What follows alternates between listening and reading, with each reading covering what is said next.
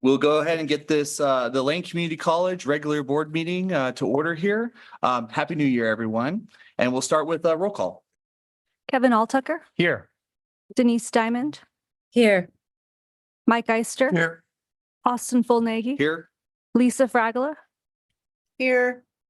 Steve Mattel, Here. Zach Mulholland, Here. Sawyer Smith. All right, we'll hopefully have Sawyer join us very shortly, our student body president there. In the meantime, we will move on to land recognition. This will be read by Steve Mattel, board member. Thank you. I'd like to start our meeting with the acknowledgement that the land we are on is the traditional homelands of the Kalapuya people. The Kalapuya were stewards of this very land for over 14,000 years before their traditional way of life was forever disrupted. We start our meeting with humility and reverence for the original inhabitants, the Kalapuya. Excellent. Thank you so much. Motion to adopt the agenda. Do we have a motion? So move. Second. Excellent. It's been moved and seconded. Any discussion? Seeing none, we'll go ahead and do a roll call vote for the adoption. Kevin Alltucker, Aye. Denise Diamond, Aye. Mike Eister, Aye. Austin Fulnagi, Aye. Lisa Fragola, Aye. Steve Mattel, Aye. Zach Mulholland. Aye. Excellent. Moving on to responses to information requests. Any comments, questions in regards to the responses? Mike Eister, go ahead. Yeah, at the December 6th meeting, we heard a number of serious allegations about LCC leadership. And I noted that Dr. Bulger has put together, I haven't had a chance to read it fully, but it looks like a very comprehensive response. And I commend you on responding to the allegations because they were very serious. I didn't know if you had anything you wanted to say or add to it. I really appreciate that. We didn't post the response until about 4 o'clock this afternoon. We really felt that and spent a lot of time at creating thoughtful responses to each of the claims that were in the LCCA officer's memo. And so that was the reason for the lateness of posting it this afternoon. If I could take a couple of minutes though and read the introduction, because I know that the board members have not had a chance to take a look at this document. It's, it fully 28 pages with the memo from the LCCA officers. So we recognize that as well. But if I could just read that, just to give a sense of the tenor and tone of what we wanted to convey in our thoughtful responses. So I'll do that. Dear Board of Education, as president of Lane Community College, it is my responsibility to reaffirm the college's values from time to time. By doing so, we who are privileged to work to fulfill the mission of this storied institution will be more successful in our collective efforts to serve our students and community. I can assure you that I, along with the employees in the college, wholeheartedly support and defend the principles of free speech, academic freedom, diversity, equity, and inclusion, and an educated, engaged, and participatory citizenry. In defense of these principles, it is often necessary, while allowing and making space for many forms of speech, to also raise awareness of misinformation, falsehoods, and dangerous rhetoric that undermines the college's values of engagement, collaboration, trust, fairness, and respect for the dignity of every individual. We understand that an attribute of free speech may include the acceptance of negative and destructive criticism, false comparisons, and strongly held but under-informed opinions. At the same time, we are an institution that must affirm our values, confirm facts, situate claims in context, and distinguish between vague parallels and actual experience. When the LCC Education Association leadership read a memo at the December 6, 2023 Board of Education regular meeting, I listened intently, as I do to all of the college employees, both inside and outside the boardroom. While the executive leadership has responded to each claim made in the letter, which is below, I want to highlight a few of the claims in the letter as follows.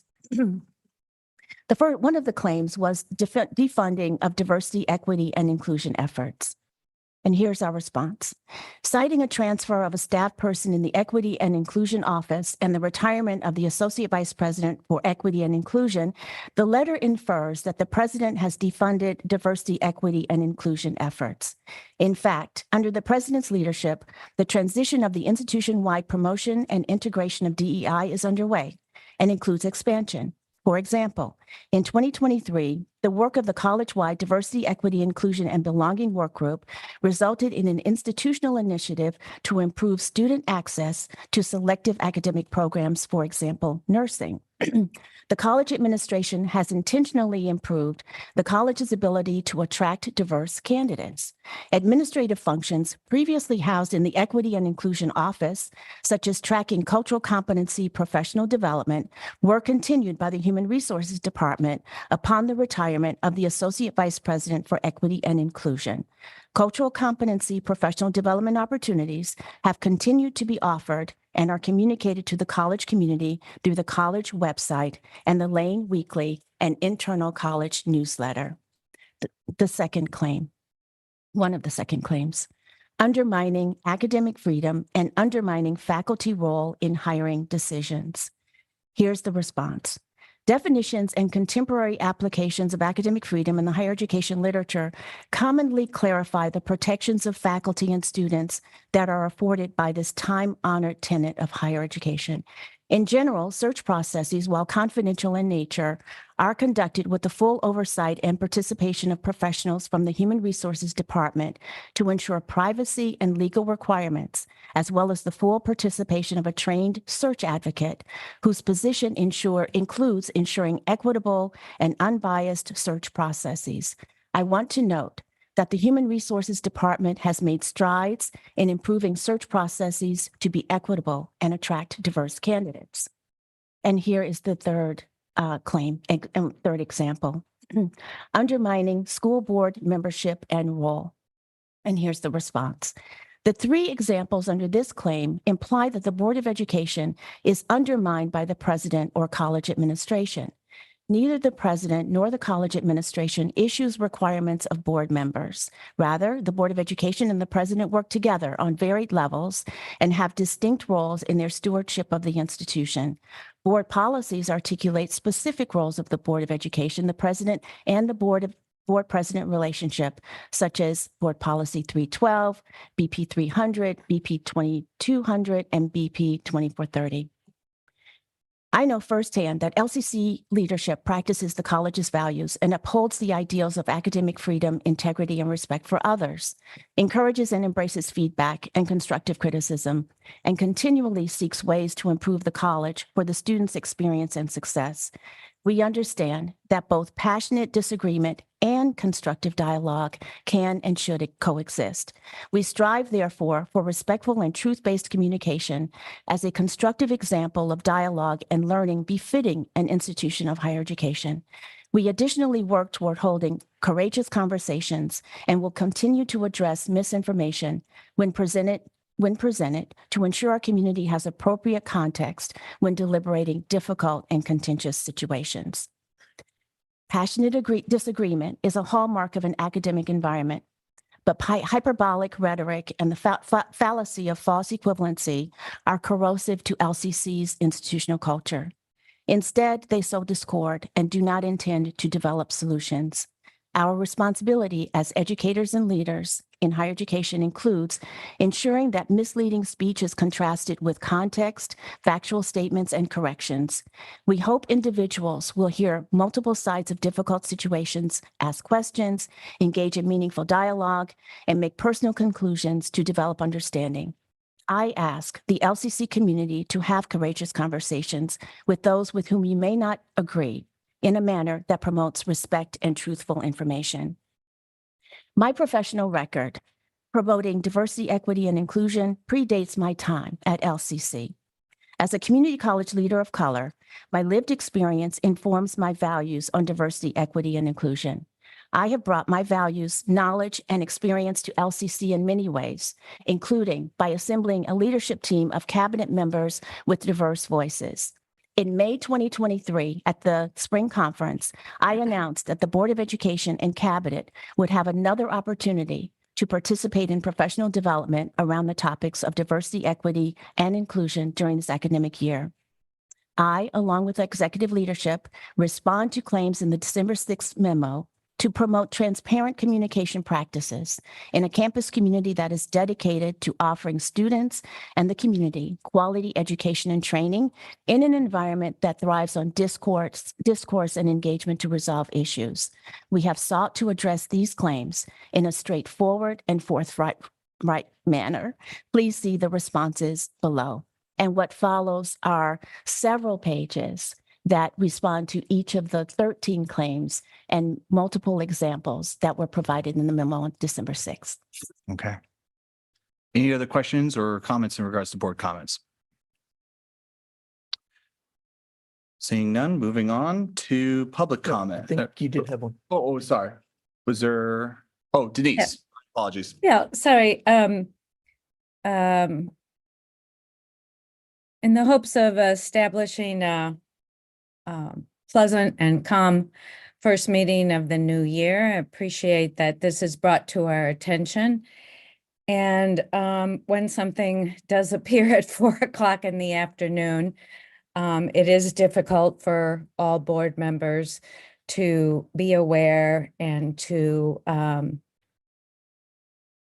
an opportunity to study and reflect on it. So I'm sure the board will do their due diligence in studying and looking things over when given the opportunity to do so. So thank you. Absolutely. And as board chair, I will work with the president to make sure that we don't have documents like this come in at 4 p.m. right before the meeting. So thank you for bringing that topic up and appreciate the thoughtfulness of it. Any other, so moving on to public comment. In regards to public comment, just note that we will not be responding directly to issues raised during public comment, and we will refer that and we'll work directly with the president to respond where appropriate. I also just want to encourage that that we keep decorum, that there's obviously a desire to applaud those that you might agree with. I ask you to do essentially to show your support. Feel free to use your hands just to show your support like that, and as opposed to applauding. It reduces the amount of time for public's comment as well as disrupts decorum. So I also just appreciate everyone who participates in public comment. We'll go ahead and start with students first, and you have 3 minutes to address the board. We'll start with students both in person and online. There's no students. No students signed up. Okay. We'll move on to the sign up sheet. We'll start with Sarah Erickson, followed by Jessica Alvarado online.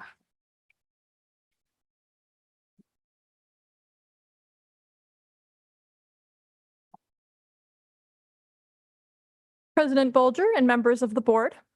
I'm a full-time mathematics instructor here at Lane, and I wanted to share with you my challenges related to housing affordability. I try to live below my means with my plant-based diet, child-free lifestyle, and electric car, which keeps maintenance and fuel costs low. But housing costs remain a constant source of economic anxiety for me. I currently live in a small 2-bedroom apartment with my husband. In Oregon, landlords may legally increase rent by 10% or 7% plus the CPI, whichever is lower. Accordingly, my rent has consistently increased by somewhere between 7 and 10% pretty much every year. For my upcoming lease renewal agreement, my rent will again increase by 7%, from $1,660 to $1,777 per month for an 850 square foot apartment. Unfortunately, my cost of living adjustments and step increases do not keep up with these rent hikes. It's discouraging to watch the percentage of my pay that goes toward housing go up every year. My husband and I would like to purchase a home to have more financial security and to build equity rather than throw money away on rent. Unfortunately, my husband and I don't know if home ownership will be possible for us.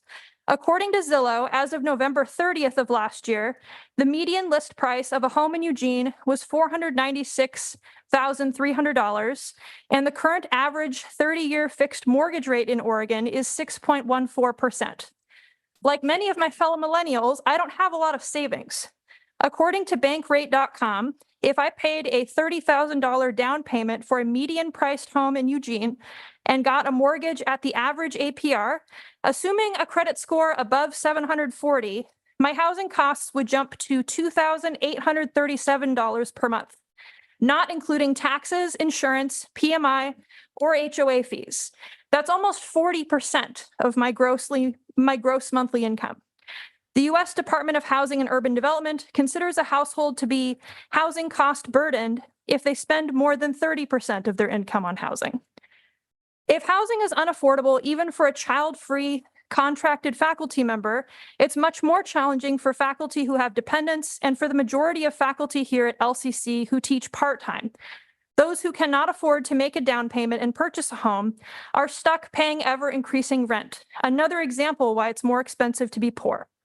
According to last year's LCCEA All Faculty Survey, 18% of respondents said that they relied on government assistance while working as a faculty member at LCC, including 11% of contracted faculty and a staggering 40% of non-retired part-time faculty. We're not looking to be rich or live in mansions. We just want the dignity of being able to afford to live where we work. Thank you. Thank you. Next speaker.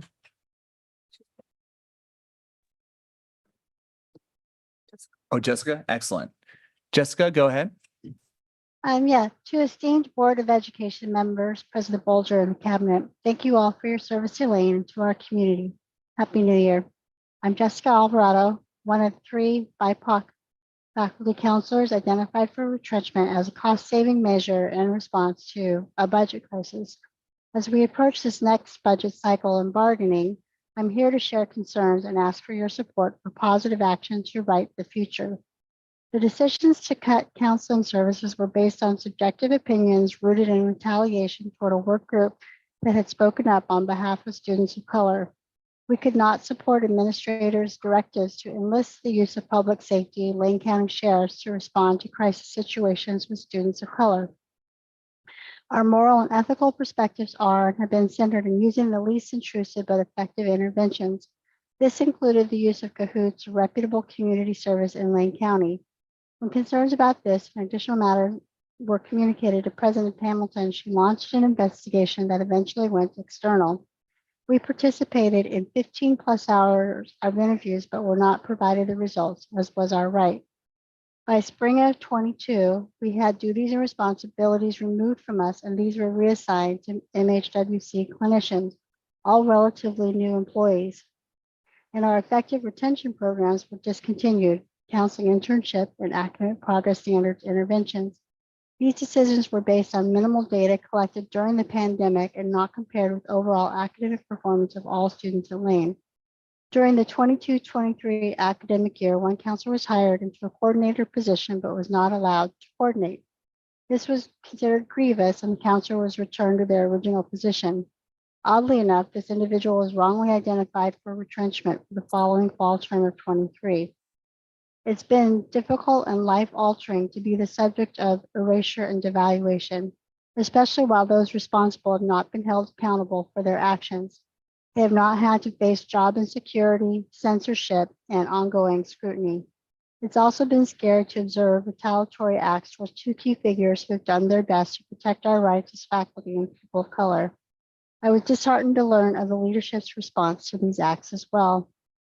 And not usually this forthcoming, and it's scary to share my truth. However, if it's not known and if the actions described by LCCA at last month's board meetings are not suppressed, how can we all move forward in good faith toward making responsible decisions? What will it take for us to all return to upholding our true mission of transforming lives if those who support students are not well cared for? Please carefully understand what has transpired and commit to making decisions that truly benefit our community. Thank you very much for your time. Thank you. Peggy Oberstaller, followed by Anna Scott online.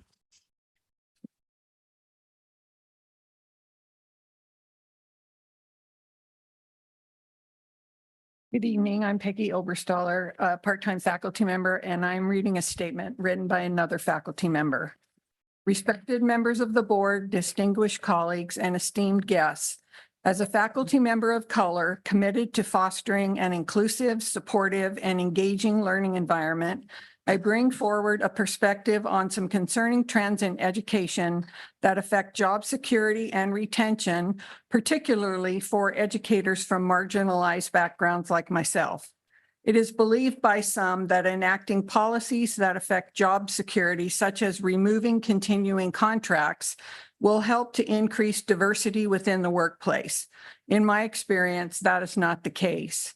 Several years ago, I relocated from another state that removed the ability to receive continuing contracts for educators. For 3 years, I worked on an annual contract. Each year, I received great marks on my evaluations, meeting or exceeding all expectations as an educator with no previous experience.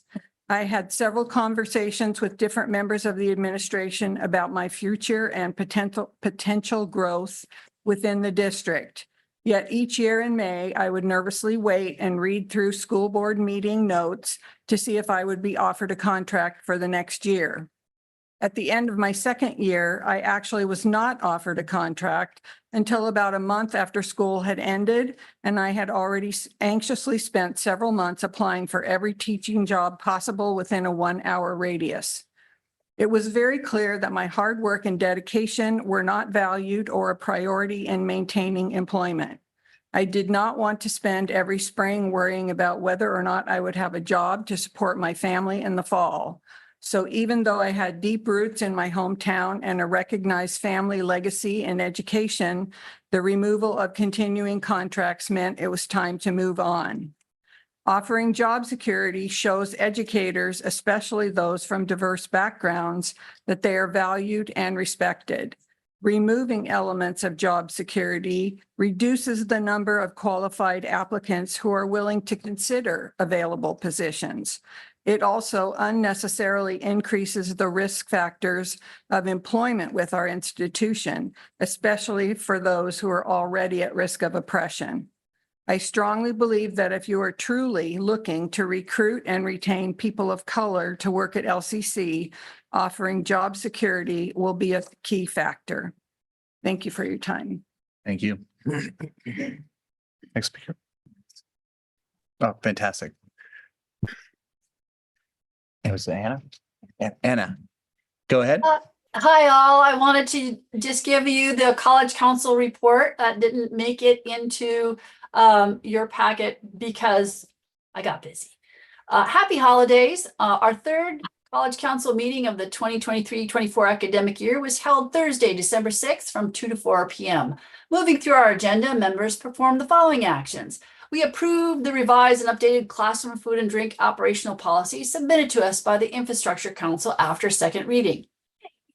Discussion of a failed motion, a lack of a second, about College Council Governance Manual update to clarify College Council chair and member by position when transitioning from another council's chair position. So the failed motion, I think, is important for you guys to understand what's going on in our realignment of our governance systems. It was balancing employee representatives for employee union groups within Lane Community College's governance system is a function of the employee union leadership and or their internal nomination process. Therefore, when the nominated and approved College Council chair is a current governance chair or governance member that has membership in the governance system as a representative of an employee union group, the balance of representatives from employee union groups on the College Council shall not inhibit their ability to vote as a member of.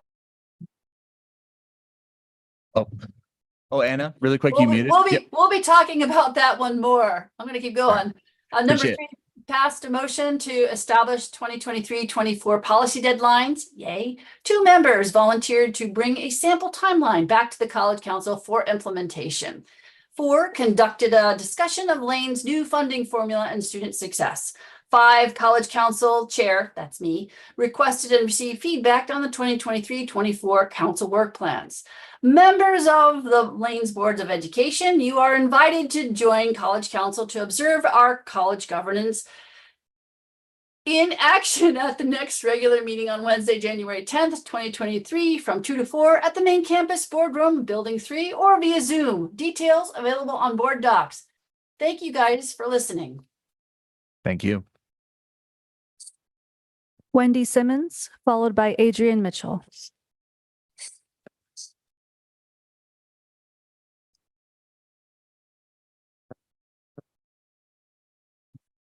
Good evening, board members and President Bolger. I'm Wendy Simmons and I teach in the PE department. In my 26 years at Lane, I've never seen morale so low amongst both faculty and classified professionals, and so many faculty so fearful to share their thoughts. For many, Lane has become an unfriendly and hostile place to work due to the actions of the administration. Tonight, I'm providing a voice for those who feel threatened and feel they will be retaliated against should they speak to you during public comment at a Lane Community College board meeting. One faculty member stated recently, "I am worried that I may become a target of the cabinet and board should I speak out for any reason. I have been nervous these past few months about job security, and I've been increasingly quieter for this."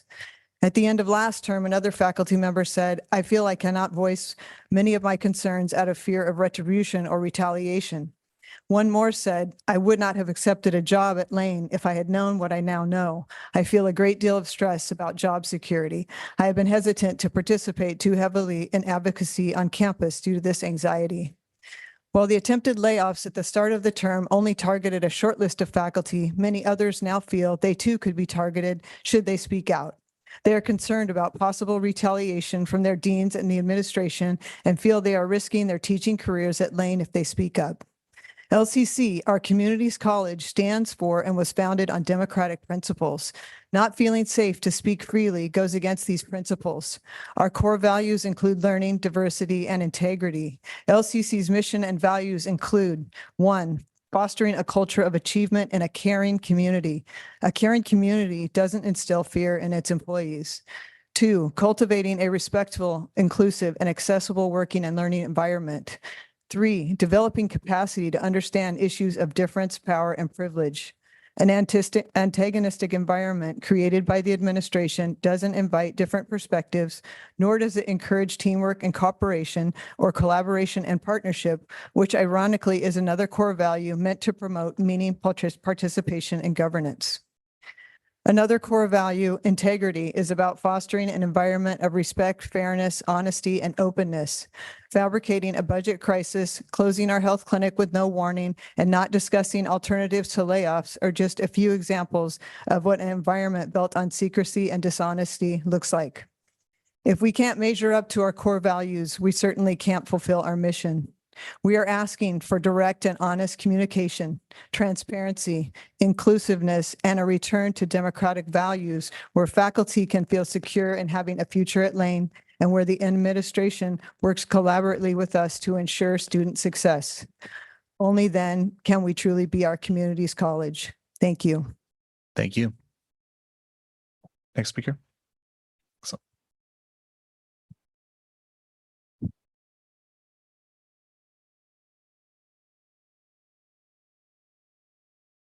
Good evening, members of the board.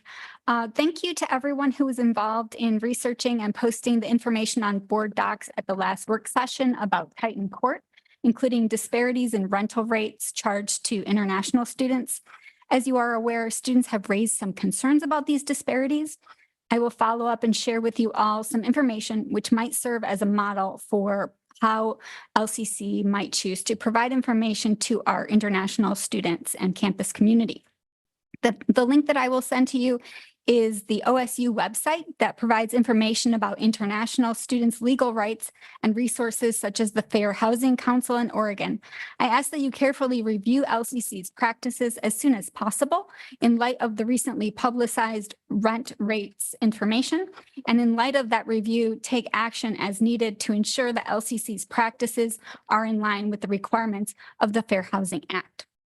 I hope you will find the OSU website useful as a model. On a more personal note, I would like to follow up on the comments of my colleague Wendy Simmons, who was sharing some quotes about faculty fears about retaliation and retribution. As you may be aware, we're probably aware, Titan Court is a topic that has raised a lot of questions. There have been many different board discussions about Titan Court over the years.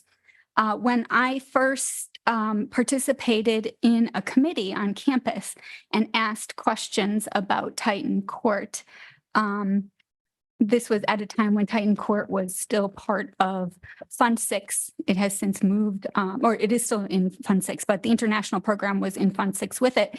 And so kind of the relationship between those two was more clear. I found out that someone had approached my daughter while she was at school, making personal allegations about me, and related to simply asking questions about Fund 6. And she was 12 years old. This is the kinds of experiences that faculty are sharing with you. Yes, they have increased dramatically recently, as we have shared. They're not new. They're not entirely new, but they are very concerning. And it's impossible for us to work in an environment like this and serve our students well. Thank you for your consideration. Thank you. Eric Kim.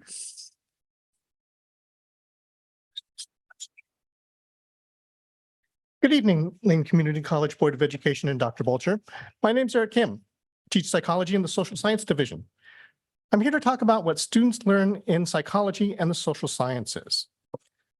There are psychological processes that are unconscious and automatic that influence our thinking and behavior. When these processes are unconscious and automatic, they're difficult to stop, notice, prevent, or change.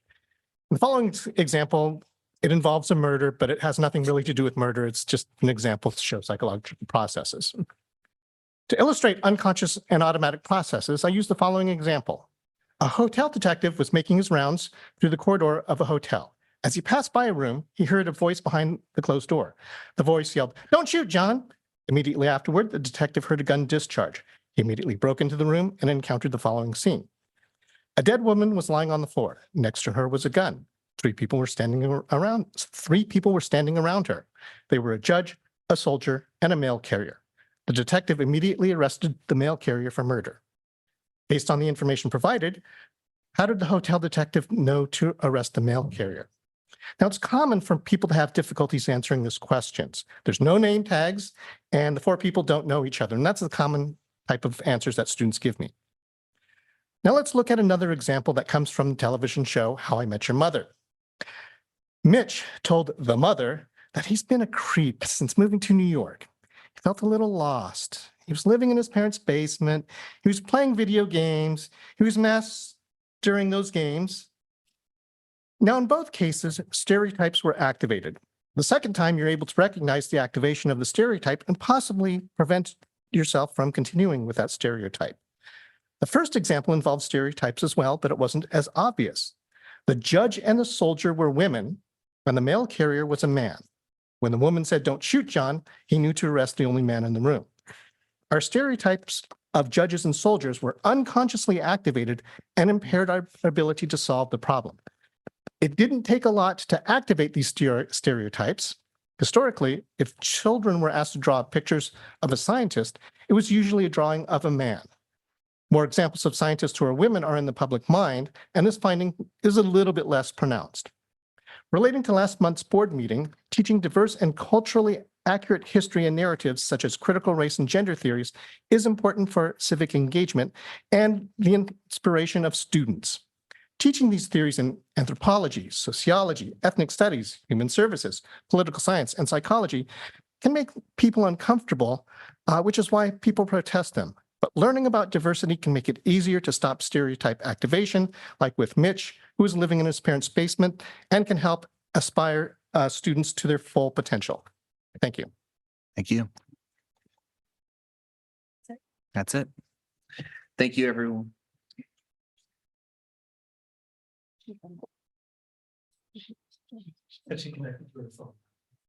Okay, got one more online.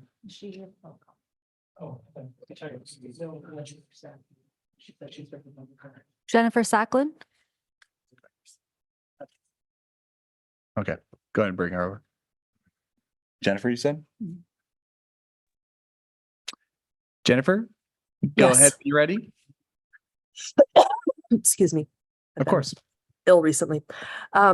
My name is Jennifer Sacklin. I am a part-time faculty member in English as a second language, adult basic and secondary education, and career pathways. I'm also a part-time classified staff member in career pathways, and this is my first time speaking in front of the board. I've worked at Lane for 7 years, and I hope to be here for many more years in order to contribute to my community. I often work far beyond my allotted paid hours to meet the needs of my students, and I know many of my colleagues do the same. According to the latest faculty survey, 1/3 of LCC part-time faculty report working more than 50 hours per week. Dr. Bulger recently wrote in the Lane Weekly that we should focus on recruiting the following 4 groups of people: persons who receive Pell Grants and the Oregon Needs-Based Grants, persons who are at least 25 years of age, persons attracted to career technical education, and individuals identifying as persons of color. And the 3 departments that I work in, English as a second language, adult basic and secondary education, and career pathways, directly serve these populations. And I am proud of the work that my colleagues and I do to ensure that Lane Community College is fulfilling our mission of serving Lane County. I wish our departments, especially English as a second language and adult basic and secondary education, would be allotted adequate funding in order for us to do our jobs. 2 specific issues that I'd like to bring up. 1, we don't have enough funding for printing, and 2, we don't have enough space. Regarding printing, our students often lack the digital literacy required to have only digital freely available online materials. So many of our faculty members print class materials at home because we don't have enough department money to print on campus. And second, faculty and staff also don't have enough space. My office is currently a shared open desk area with 11 other faculty members, so we each get approximately 2 feet of space.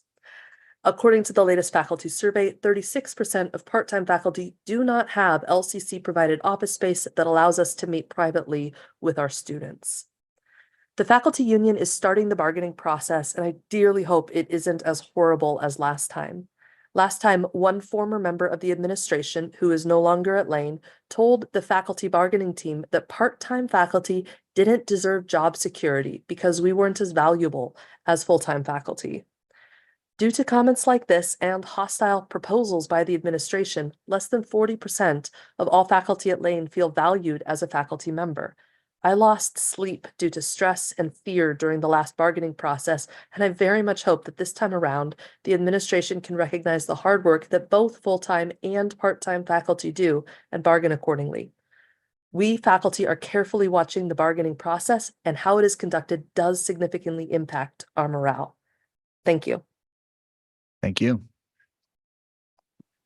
I want to thank everyone for their public comments, and we will bring this back to the president to address, or to respond rather. The president's report is next, and President Bulger. Yes, the college is preparing, I begin my report by wishing everyone a bright start to the new year. I want to thank the Board of Education for your steadfast focus on creating a sustainable future for our students and community. Tonight's meeting features short-term career technical education programs, a grant-funded investment in streaming media services, and updates on the college's institutional climate initiative. Information will be provided for the board to discuss collective bargaining basics and board budget committee appointments. Our additional goal is to assist you as the FY 2025 budget process will unfold over the next few months. We are grateful for your time and your attention to LCC. I want to take this opportunity to give the status of the college's enrollment efforts, budget process, and promotion of shared values. The college's investments in reaching out to continuing students, those are students who were enrolled in fall term but had not registered by December, have resulted in the return of 371 students thus far. 1 week before the winter quarter start date, enrollment is up 12.4%, excluding College Now enrollments. Headcount is up 11%, and full-time equivalent is up 11% compared to last year. The college is preparing for Welcome Week on Monday and Tuesday of next week, during which the faculty and classified professionals, managers, and members of the cabinet assist students as they come onto campus. Thank you to the entire LCC community for ensuring that students feel welcome to Lane. The FY 2025 budget cycle is underway. You may recall that Interim Vice President of Finance and Operations, John Nisbet, presented a comprehensive multi-year budget forecast in December and highlighted both the challenges of increasing costs and maintaining attention on fiscal stewardship and sustainability. You may also recall that 27 individuals college-wide are voluntarily participating in 3 work groups on Grow, Save, and Partner to generate specific, actionable, and measurable solutions to positively impact the budget through this month. We are looking forward to the results of their meetings. A continual reinforcement of our institution's values is beneficial in promoting a positive organizational culture. You will hear this evening also a presentation on the institutional climate activities since the May 2022 Gallup Climate Survey of employee engagement, including the 9 institutional projects emerging from the Campus Climate Forum and 4 college-wide work groups in spring 2023. This month, we will recognize Martin Luther King Jr. Day, officially celebrated on January 15th with a special event. On Thursday, January 11th, LCC will be hosting a talk by Titus Gafar, recipient of a 2018 MacArthur Genius Grant. As I wrap up my first report of this year, I want to thank everyone for keeping your spirits high and your commitment strong to our students and community. I'm excited about what we will do together in 2024. That's my report. Excellent. Thank you, Dr. Bulger. Do we have Sawyer Smith online at all? No. Oh, it's that? Not a problem, not a problem. It's okay. We can move on to the next topic. I know it's really difficult for, was that chat? So Zach, okay, perfect. Oh, Zach, go ahead. Hey, I wanted to speak to the public comments for a moment. I just wanted to thank everyone that came to speak, just to say that, I hear you, and just want to say that, you are, all of our staff and faculty, that you are extremely valued, and we want you to feel safe and secure here, so that you can focus on students. And we hear you, we're listening, and just keep speaking to us, keep coming and talk to us. Thank you. All right. Thank you. Thank you so much. Really quick in regards to students, I know it's difficult, especially after the holidays and the holiday break and so forth. We want to hear from you. We want to hear you in public comment and so forth. So I just want to invite students to participate in our process as well. So moving on to the consent agenda.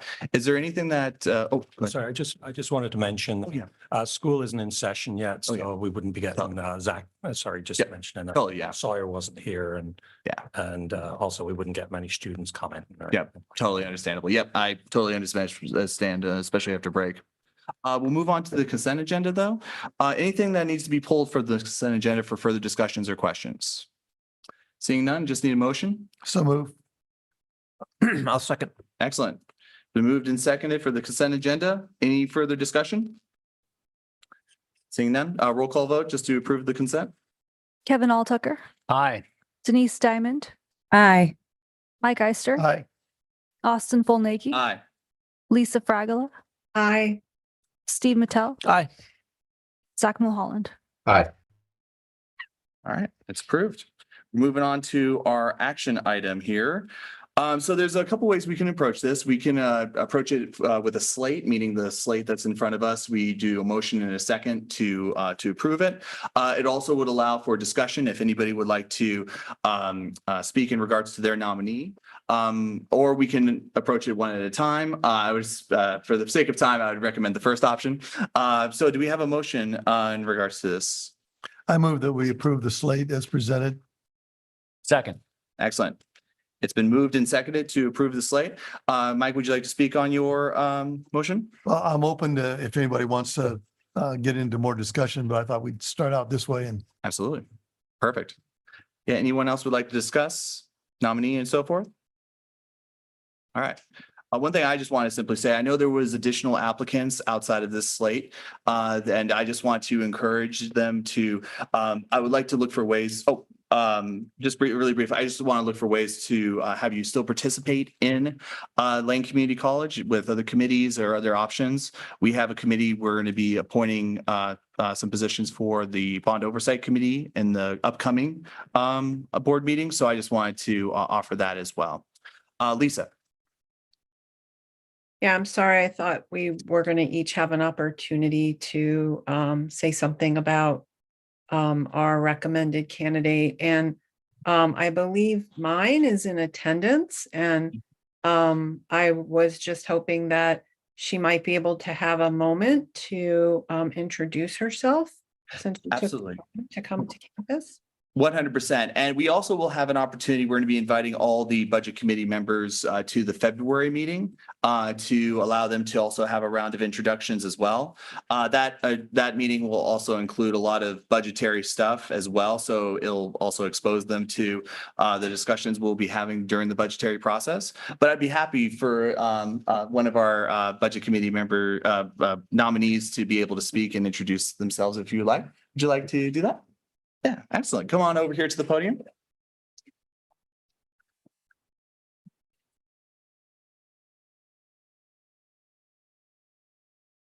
Go Good ahead. evening, board members. Thanks for giving me an opportunity to introduce myself. My name is Kajanda Love.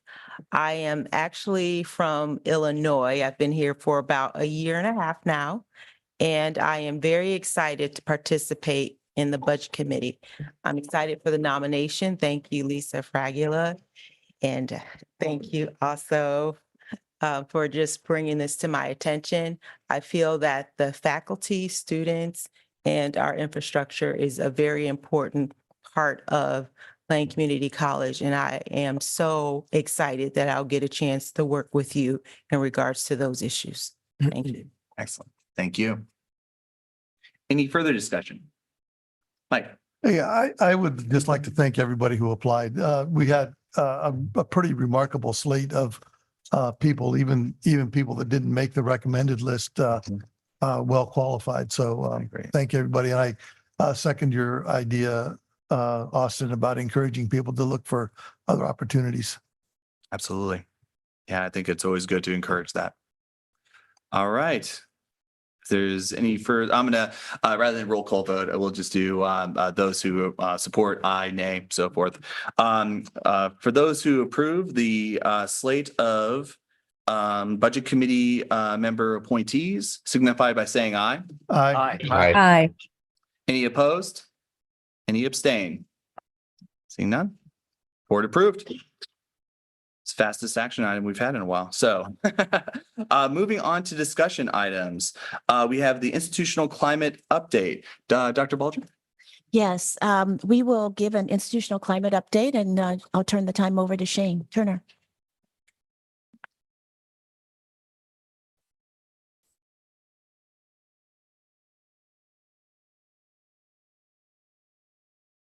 Good evening, members of the board and President Bulger. I'm excited to be able to come and give you an update on the status of our campus climate work from the initiation of the survey back in May of 22.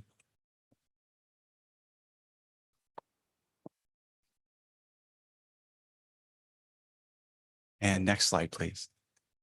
So we administered the Gallup Q12 survey in May of 2022. Gallup is a firm that specializes in surveying employers for employee engagement, which we found is a pretty good it's a pretty good indicator of campus climate. It basically tells you whether people are feeling engaged in the work, whether they're feeling like they're kind of treading water or actively disengaged. And so it gives us a pretty good indicator of where folks are at.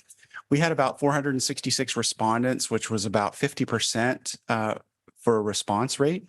That's a little bit low in terms of what Gallup would expect to receive.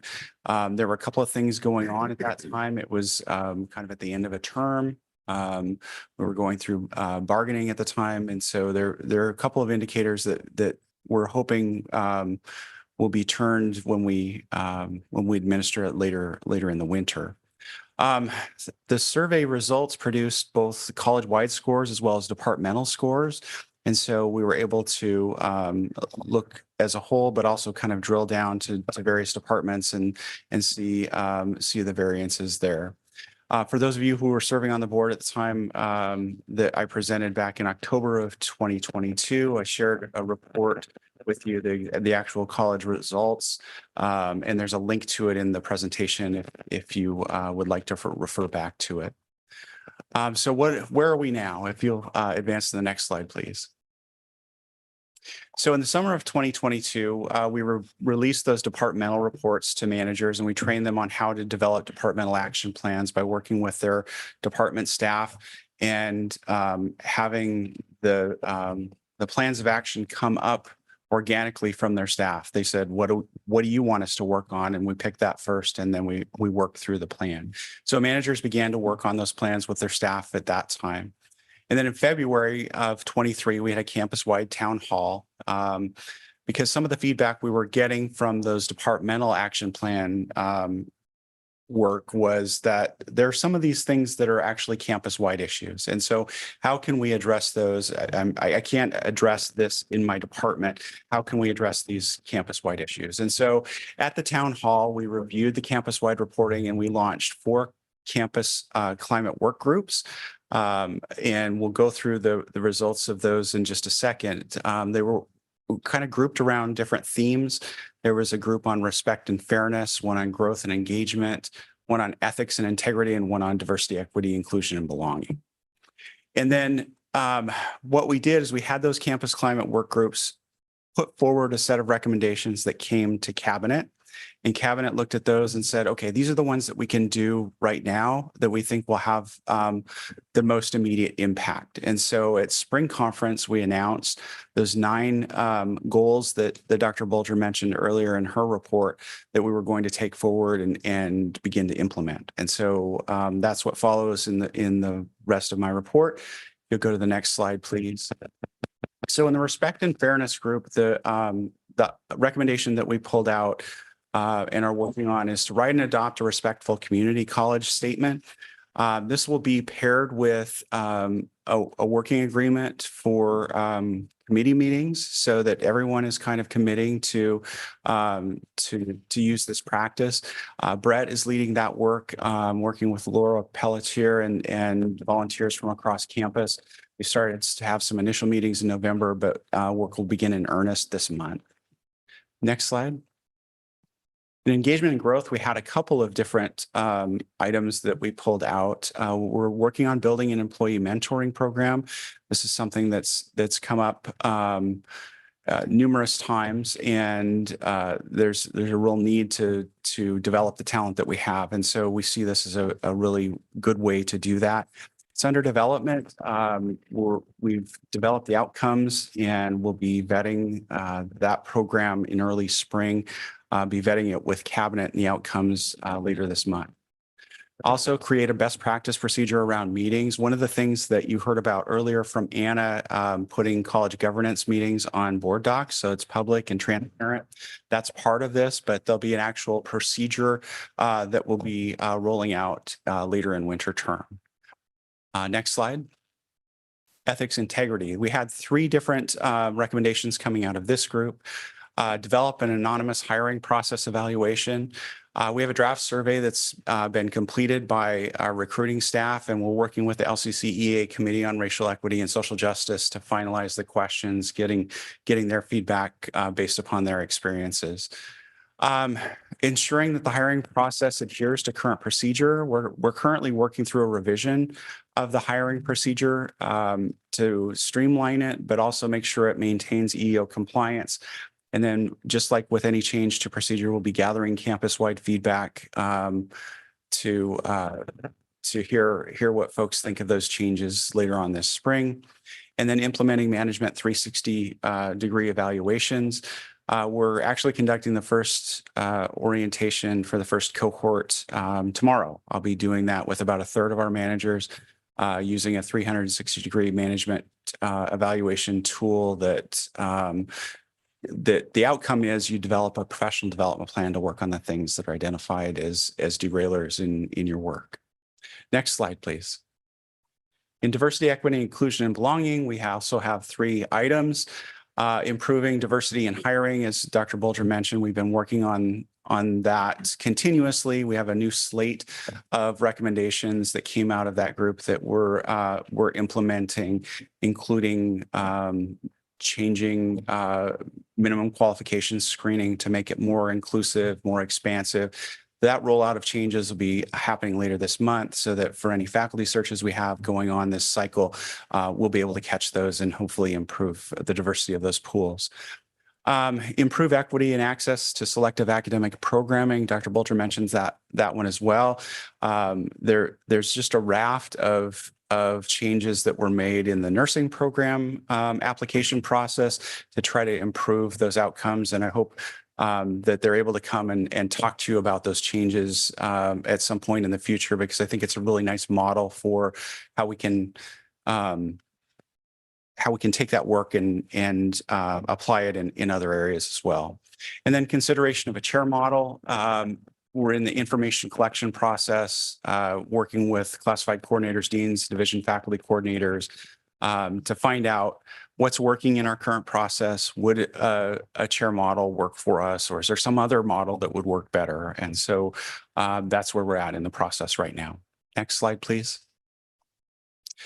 Departmental plans, sometimes you launch a vote and you wonder where it ends up. Is it still going on? And so we did a survey of our management group to see what's the status of your departmental plans. Are you still working on them? When did you last talk about this stuff? And nearly everyone in that survey had talked about them in the current month or the previous month. So the work is still ongoing. It's still relevant and continuous. And that's really what you hope in this process, is that you put some things in place, and then those become habits that you continue to work with your staff. Next slide, please. So we need to then go out and find out how we did. Did we move the needle at all? Were the things that we did effective in helping us to improve our scores? And so later in winter or early spring, we'll re-administer this survey, and then we'll just start the cycle over again. We'll redeploy the survey results. We'll see where we improve. We'll see where we need to work and continue to iterate. It's just a quality improvement cycle that you work through over time. And then the plan, as was discussed at that Florence board meeting, would be to come back to you after this second survey and give you another update on how we're doing. Excellent. Next slide. Is that it? I think that's it. Yeah. Okay. Pleased to answer any question you have. Any questions? Denise.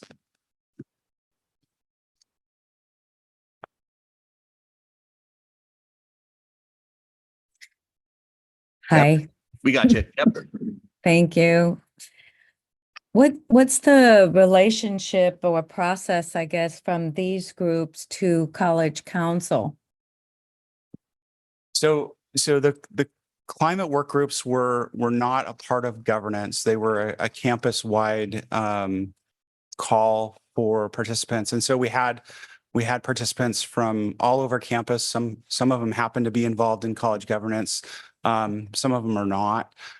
We do have a report back to College Council on this process. And so I anticipate being invited to provide an update later on this spring, but they're separate groups. And just one other, I think I read that February has a town hall meeting. Mm-hmm. Are any of these work groups participating? Is that part of the town hall agenda, or is it something different?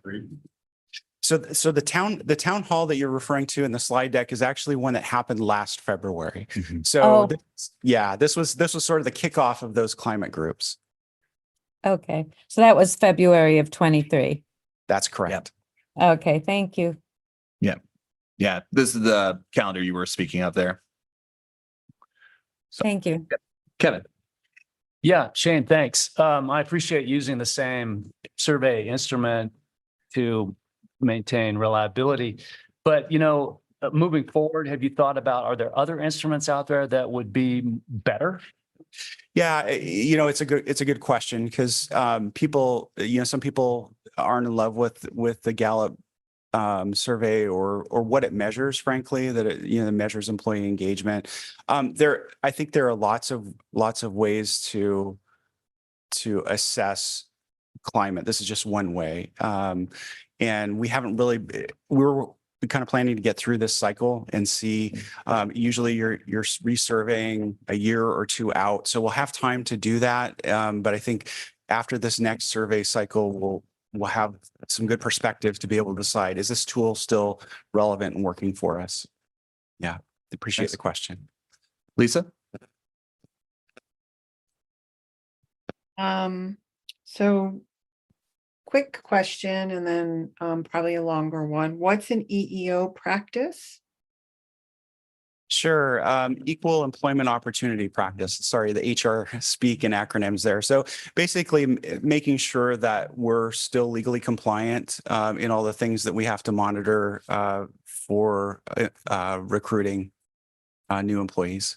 Okay, great. That totally makes sense. I just didn't recognize the acronym. And so you mentioned and kind of a follow-up on Kevin's question about potentially selecting other survey results. I am curious about how engagement is, like, how are they defining engagement? How are we defining engagement? And why is that a useful measure of campus climate? To me, it seems like it is, it just seems to miss the mark somehow based on some of the challenges that we're experiencing. Yeah, thanks. So the analogy that you can think of with engagement is, imagine everybody's in a boat and the people that are engaged are rowing in the direction that you want them to row. The people who are not engaged they're maybe rowing intermittently, or they're kind of maybe their oars out of the water some of the time. And the people who are disengaged are rowing in the opposite direction that you want to go.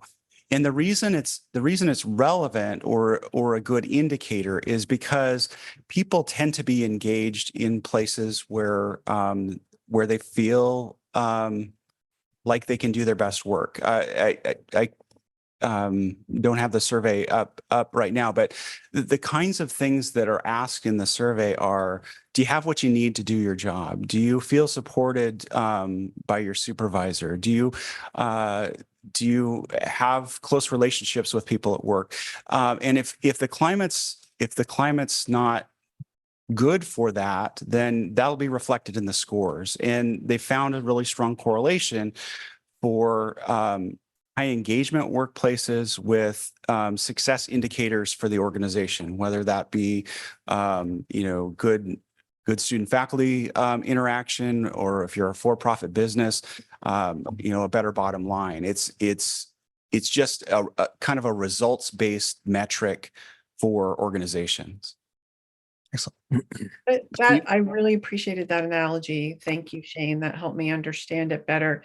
And I did also want to just follow up by saying, when I went to ACCT, probably might have even been in 21, Gallup was there giving a report on the relationship between faculty and staff feeling valued and engaged, and some of the other qualities that you described, and how that correlated with increased student success as well as increased recruitment and retention. And so I've actually really appreciated the work that I've seen come out of Gallup, but I was a little confused by the definition of engagement. Makes more sense now. Would we be able to maybe see a copy of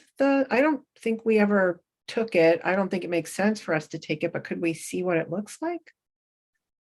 Yeah, so absolutely, we can provide you a copy of the survey questions. And actually in the link that's in the presentation, the survey results actually show you the questions that were asked. So you can go back and I mean, it's on a Likert scale, but you get the gist of what those questions were. And it has all of the questions. We asked the base Q12 questions, and then we asked some additional questions around diversity, equity, and inclusion, around ethics. And those are some of the places where we had more kind of institution-wide topics come up that we were able to address through those campus climate groups. Yep. Thank you. Thank you, Brett. Perfect.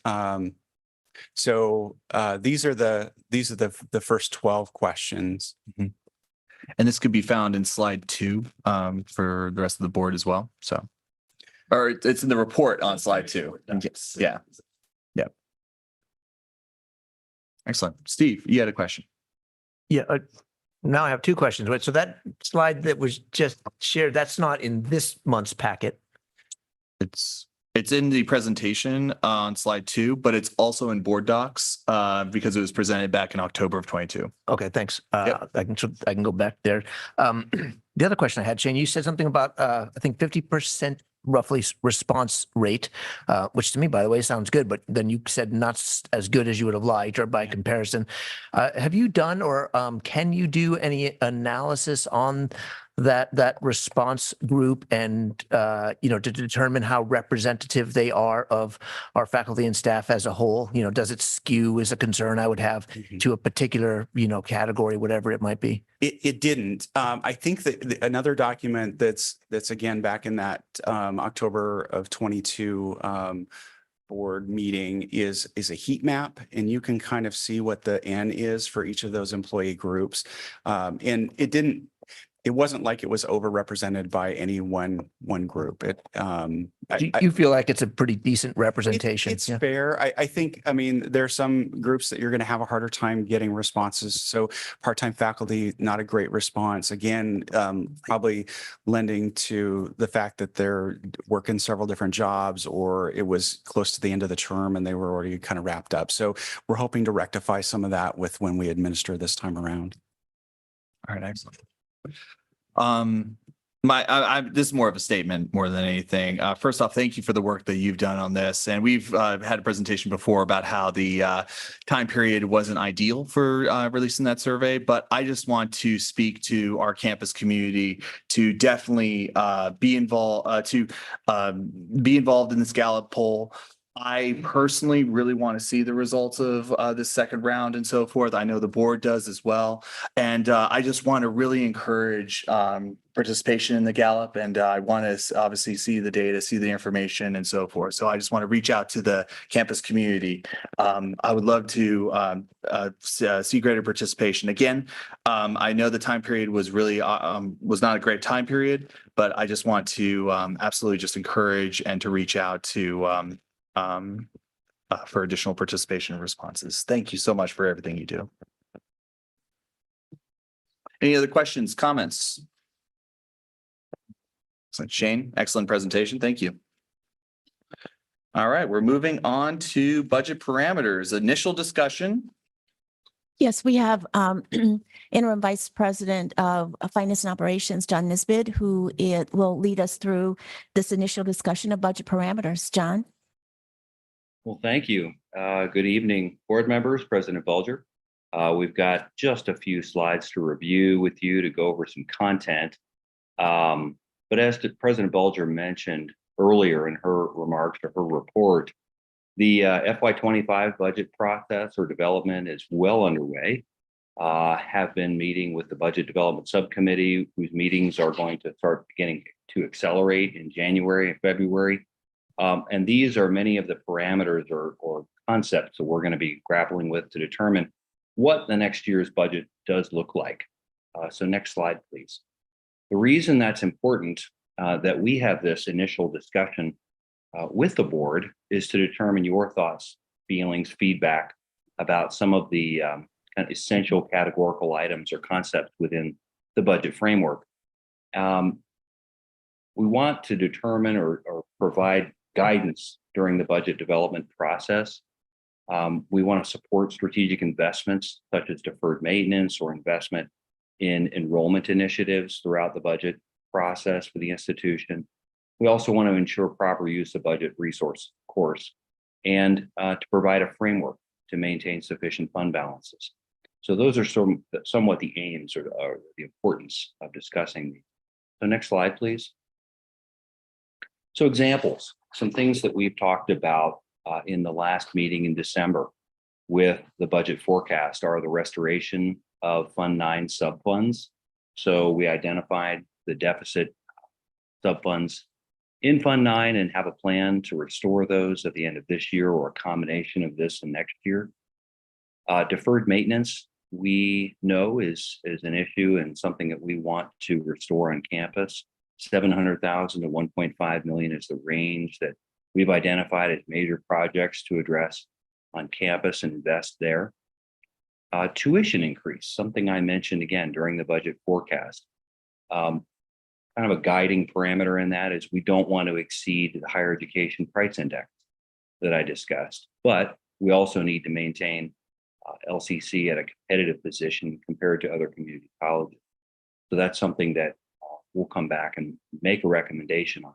But these are all items, and I won't read the rest to you, but essentially these are the major items that we really want to hear from the board on this. It's really not to hear me explain all of them, but rather as you sort of think about and process these things, where do you think the college should be positioned on them? So next slide, please. To give you kind of some food for thought, if you will. On the revenue side, of course, we have state funding. That's relatively stable. Tuition increases, that's something that in the coming weeks we'll make a recommendation for, but want to hear your thoughts there. As well as student fees, salaries increases, both for cost of living as well as step increases, deferred maintenance projects on campus, capital needs, and those kinds of things. So I'll stop there, but I wanted to hear from you, the members, to really offer some of your insight. How much time do you have? I'm just kidding. It's valuable. I want to hear from. Absolutely. First off, let me just state that me personally, I don't necessarily see I see tuition increases, unfortunately, as part of our future here, but I also just want to talk about student fees and perhaps an evaluation of student fees and how we do student fees. When you look at like the cost of attendance, obviously our tuition is higher than many institutions, but then when you include fees, student fees, we are actually really competitive in regards to when you include student fees along with tuition. So I would like to see a reevaluation. And Mike, you and I had a conversation of if we remember a time period, those student fees were reevaluated to determine, are they in the right place? Are they competitive with other institutions? Is this a cost factor for us as well, meaning it's costing the institution based off how we're charging these fees? So those are things I would like to explore. I'd like to get more information on and have further discussions in regards to that, both on a revenue side, but also as a costing feature as well, John. Thank you. Any further input, discussion, questions? Steve? Yeah, so thanks for the opportunity, John, to speak. I missed the last meeting, by the way, as you know, but I did spend some time today getting up to speed on presentation you gave last, I guess it was December 20th on sort of the 5-year outlook. So by the way, I just wanted to thank you for that information. The as far as parameters go, some things that are of interest to me, and I hope my fellow board members as well, is to reinvest in our deferred maintenance budget. My understanding is that, as you just said, right, that our numbers that show that we should be putting 700 to 1.5 million in a year. We often start that way at the beginning of the year, and then when money gets tight, that's one of the first places we often go looking, right, to fill gaps elsewhere. And then the deferred maintenance grows. So I would really like to see us, restore those numbers and above the $700,000, minimum threshold, so that we can try and claw our way back out of the hole that we've created there for ourselves by limiting those investments in past years. So that's, I have other issues. I'll stop for a moment, let other folks weigh in, but that's one place where I'd like to see us reinvest. Excellent. Zach, then Denise. Yeah, earlier this year, there was a process that opened for members of the campus community to submit recommendations for potential places to reduce expenses or increase revenue. Can I ask what's happening to those ideas? How are those being reviewed? And what's the timeline to potentially take the best ideas and work them into this budget process? Yeah, thank you. I think it's a great question. The virtual Dropbox, which I think you're referring to, there's virtual Dropbox, which is a site at which it can collect anonymous feedback from folks on campus. There are a robust number of responses there. I've read through all of them, and those responses have been shared with the Grow Save partner groups, at least Save, that I can speak to as Brent and I lead that group. Very helpful, great thoughts within there. So that's still available and will be into perpetuity for the community to offer suggestions. So the Grow Save partner groups, as I mentioned, Save is reviewing that, and the other groups too will provide recommendations or suggestions for the budget process as well. All right, Denise. Well, just to follow up a little bit on Zach, I'm not sure if part of his question was, can we see those? I don't think we have those. What was in the box, the suggestions and everything. Sure. We can provide that. And I'm sorry, Zach, I don't want to misinterpret or.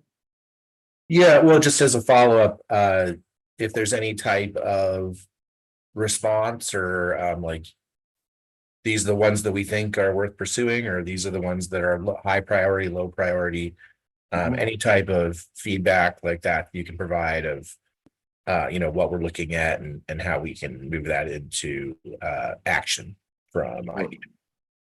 Sure, there's a lot of very thoughtful suggestions in the Dropbox. There are some common themes and they're very thoughtful. So we can certainly share what we have so far. Thank you. And then just my question really is a little bit related, I think, to Steve's point with there being deferred maintenance, which is a necessity, right? Just kind of by the word maintenance, and how that interacts with maybe major projects. If there are some, I don't know if the suggestions is the right word, but if there are some things in mind that are major projects, it would be interesting to see that list. Mm-hmm. Okay. Because obviously everything is a matter of percentage and balancing things out with all these various category needs, right? So I'm interested to know what might be some of those major projects that are being alluded to. Sure. Okay. Thank you. I saw Kevin's hand and then Mike, go ahead. Yeah, thanks, Chair. And thanks, John.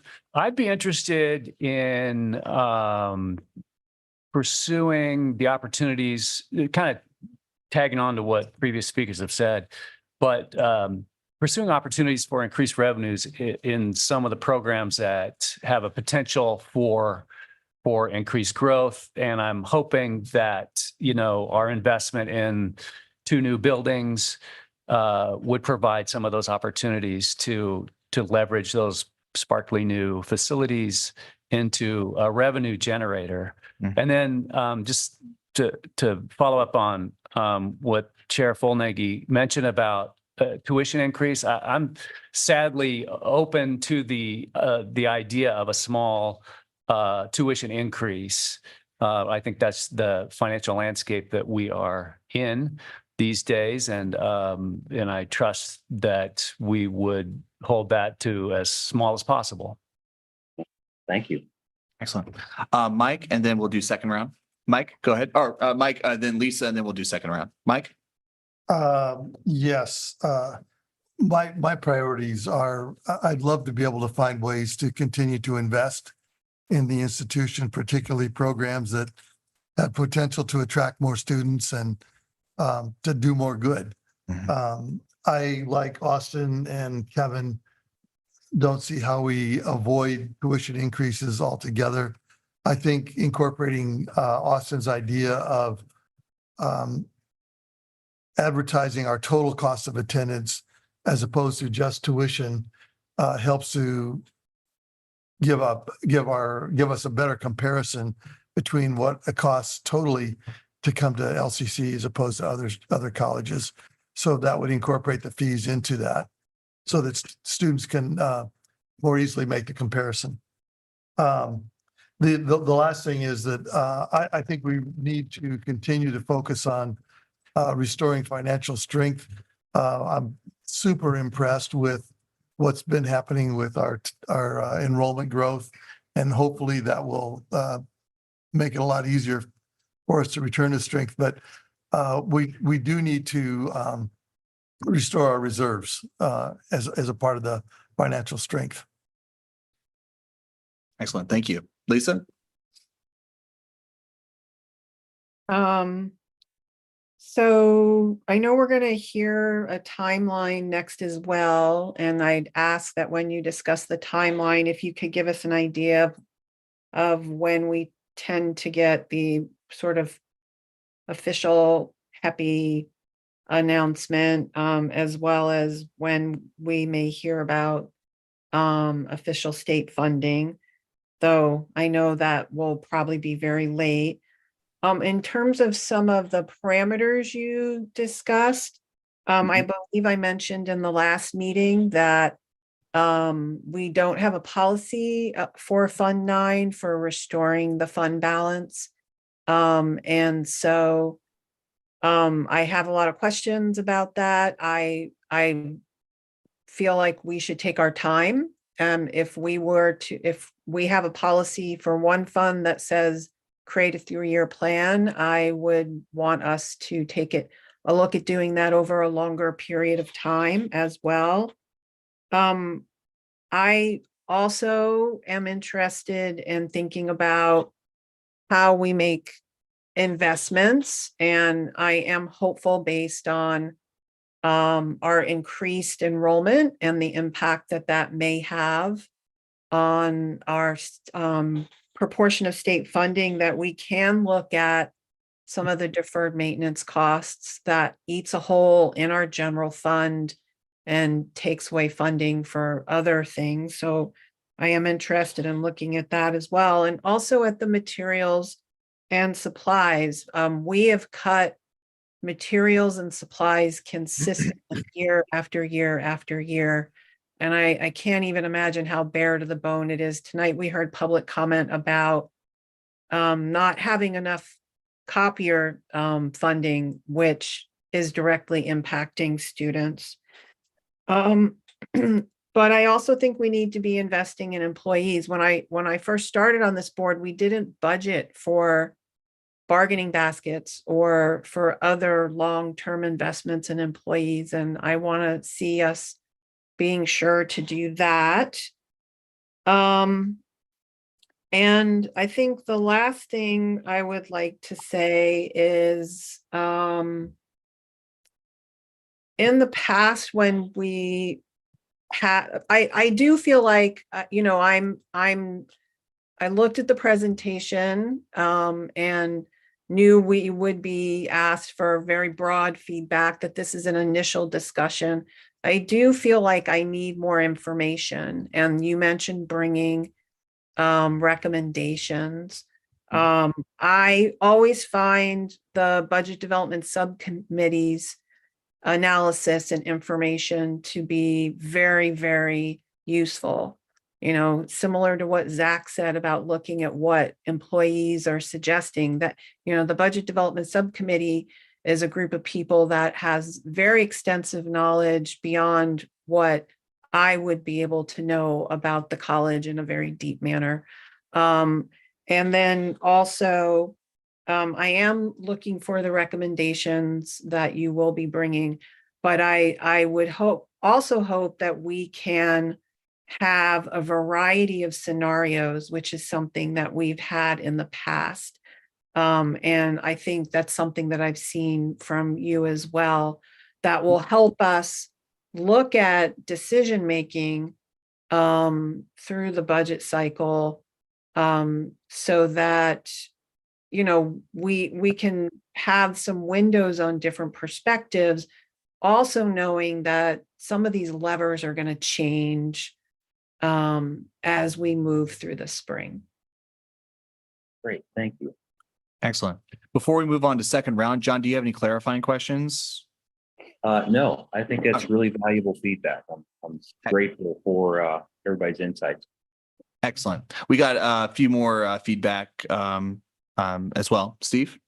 All right, thank you. So I'll take a minute to just echo some of the things that I heard Lisa just say that I really want to, you know, strongly agree with, in particular, the scenarios. We had that last year.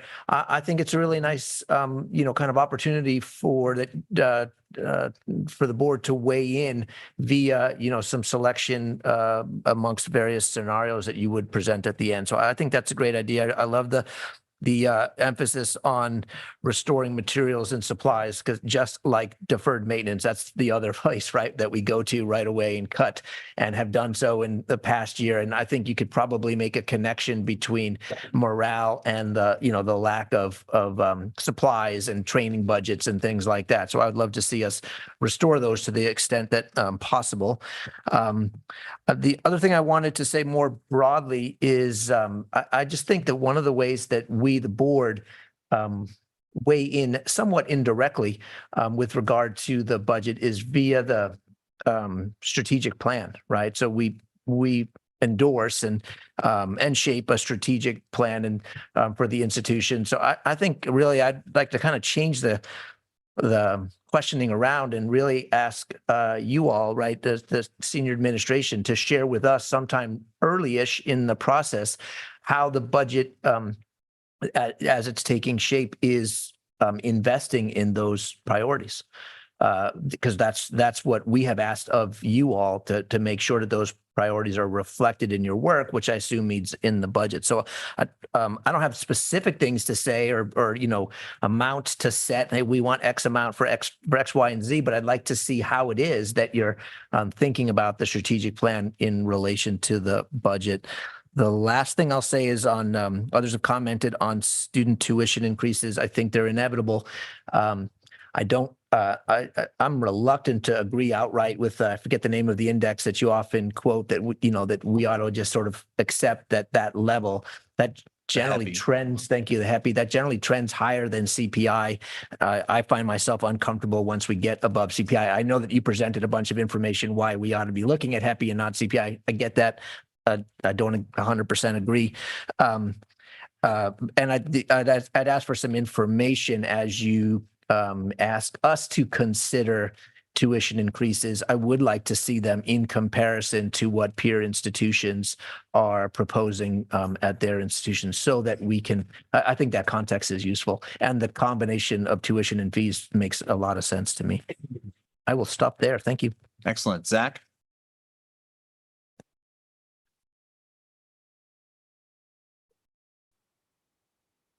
Right, thank you. I guess to follow up a little bit on what Lisa and Steve were talking about with having multiple scenarios, and then looking at what we got last month with the multi-year budget forecasts. I'd like to play those scenarios out for 3 to 5 years when we're doing this, so that we, you know, we're operating in a context of, you know, multi-year budget planning and targets and rebuilding reserves over the long term. This will be my first year doing this, so that might already be happening already, but just very much wanted to focus on getting us to a good medium and long-term path and evaluating and making budget decisions in that framework. Thank you. Excellent. Thank you, Zach. In the categories of expenses, things that I greatly value, and I think that, I mean, any business owner can tell you, I work in employment, I see it all the time when I work with businesses. It's a competitive job market out there. So having a competitive wage, compensation, and so forth, I think is really critical to make sure that we not only retain the talent that we have, but also attract the talent that we are wanting to get to train the next generation of workforce for our local community.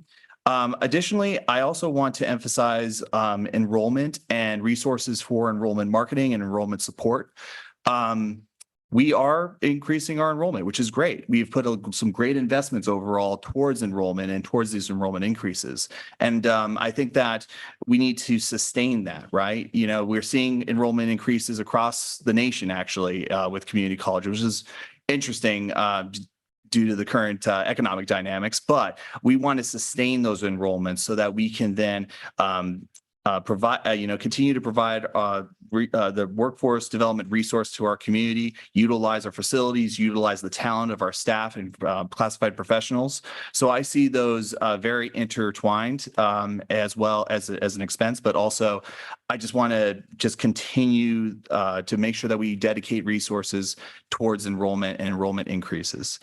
I am also really encouraged to hear words like investment and development and growth within programs. I'm hearing that language from board members. I'm hearing it in your presentation.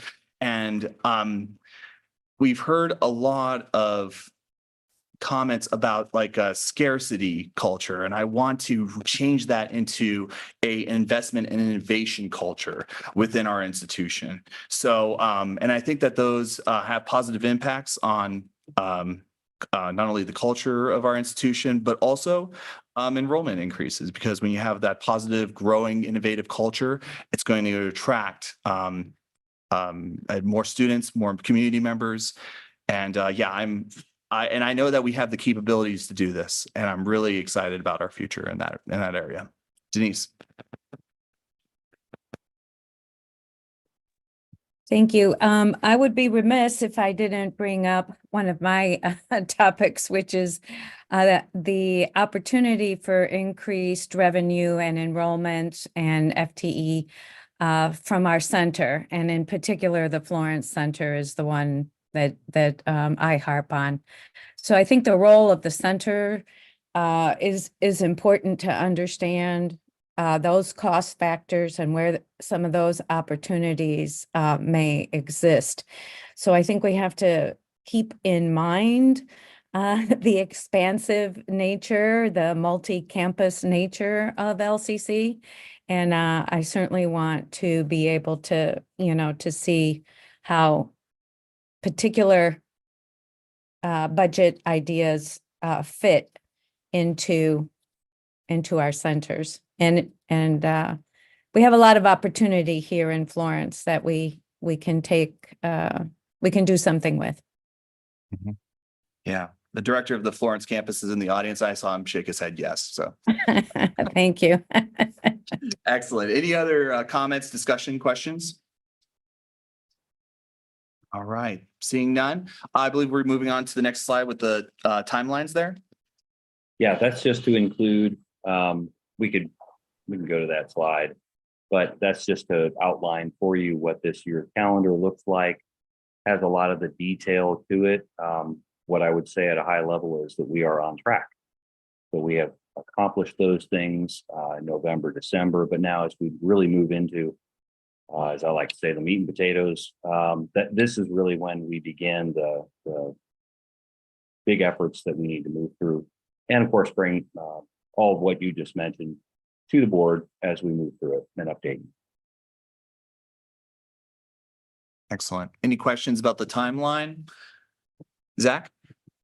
And then Lisa. Go ahead, Zach. Yeah, I just wanted to loop back to my first question about the Dropbox ideas. What does the end of that process look like, and what is the timeline for those ideas. You know, there really isn't an end to those. It's an open virtual Dropbox for the community to provide suggestions on any topic related to financials of the college. So what we're going to do, and we've already begun, is reviewing much of those. As I mentioned, there's an awful lot. Our SAVE committee, the work group rather, is beginning to review those, and in our next meeting, we're going to discuss some of the common themes there.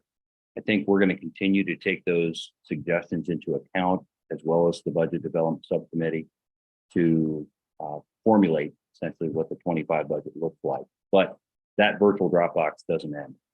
If I could also help here, John.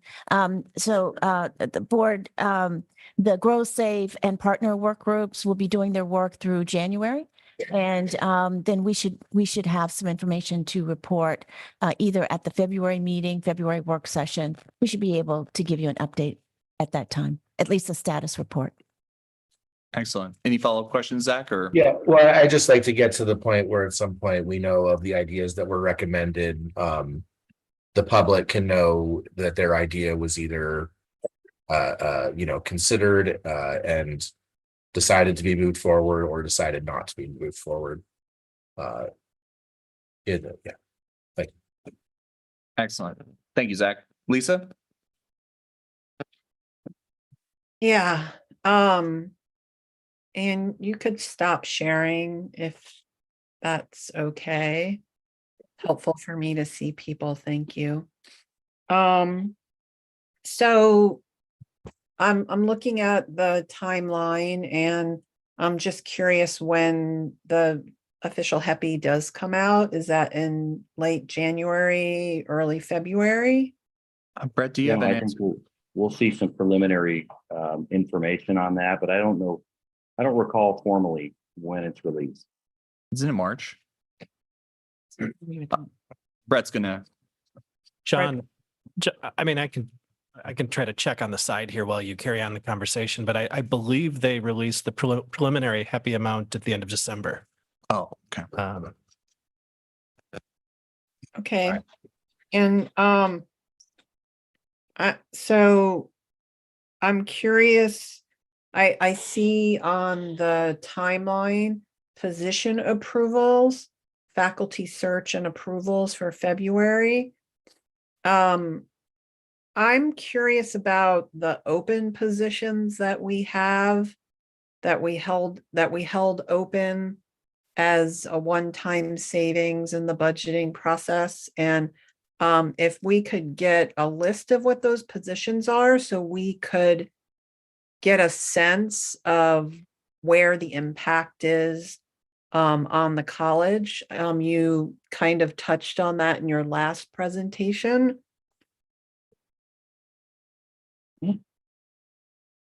Not right now, I mean, just at some point. So, and then I wanted to ask about, I had just two very specific questions. I wanted to acknowledge the enrollment increases that Dr. Bolger mentioned earlier, and the work that's been done around that. And John, I just was wondering if you could remind me, like what a 1% enrollment increase, what that equals in dollars, additional dollars for the budget.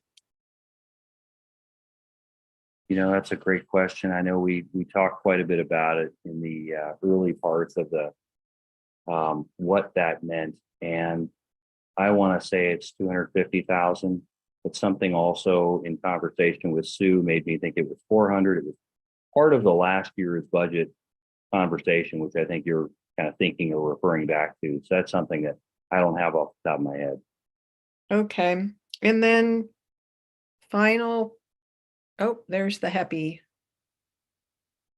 4%. 4%. There's the preliminary. Yep. That's prelim. Okay, great, thanks. And then I think I was also recalling from the your last presentation that we actually had fairly good ending fund balance in our general fund. And so am I correct in remembering that we don't need a plan to restore that? Correct. And is it possible that the audit could impact that outcome? I won't say no. Audits always come up with some adjustments, but I think let's let the audit play out on that. And it's my first time going through, so I don't have a level of confidence indicator just yet. But I would say yes. I mean, the audit usually uncovers some small findings. Okay, and when is that coming? That's actually just been kicked off with the firm. So we had our extension with the state of Oregon approved through the end of March. There are other institutions, so we're not alone in that. But that work is underway now. The financial statements, they believe, will be prepared by around February, early February. So in a few weeks, we'll have those. And then, so the field workers essentially will be completed by then. And then we intend to have that hopefully wrapped up a few weeks after that. So within a couple months now, we should have the audit completed. Thank you.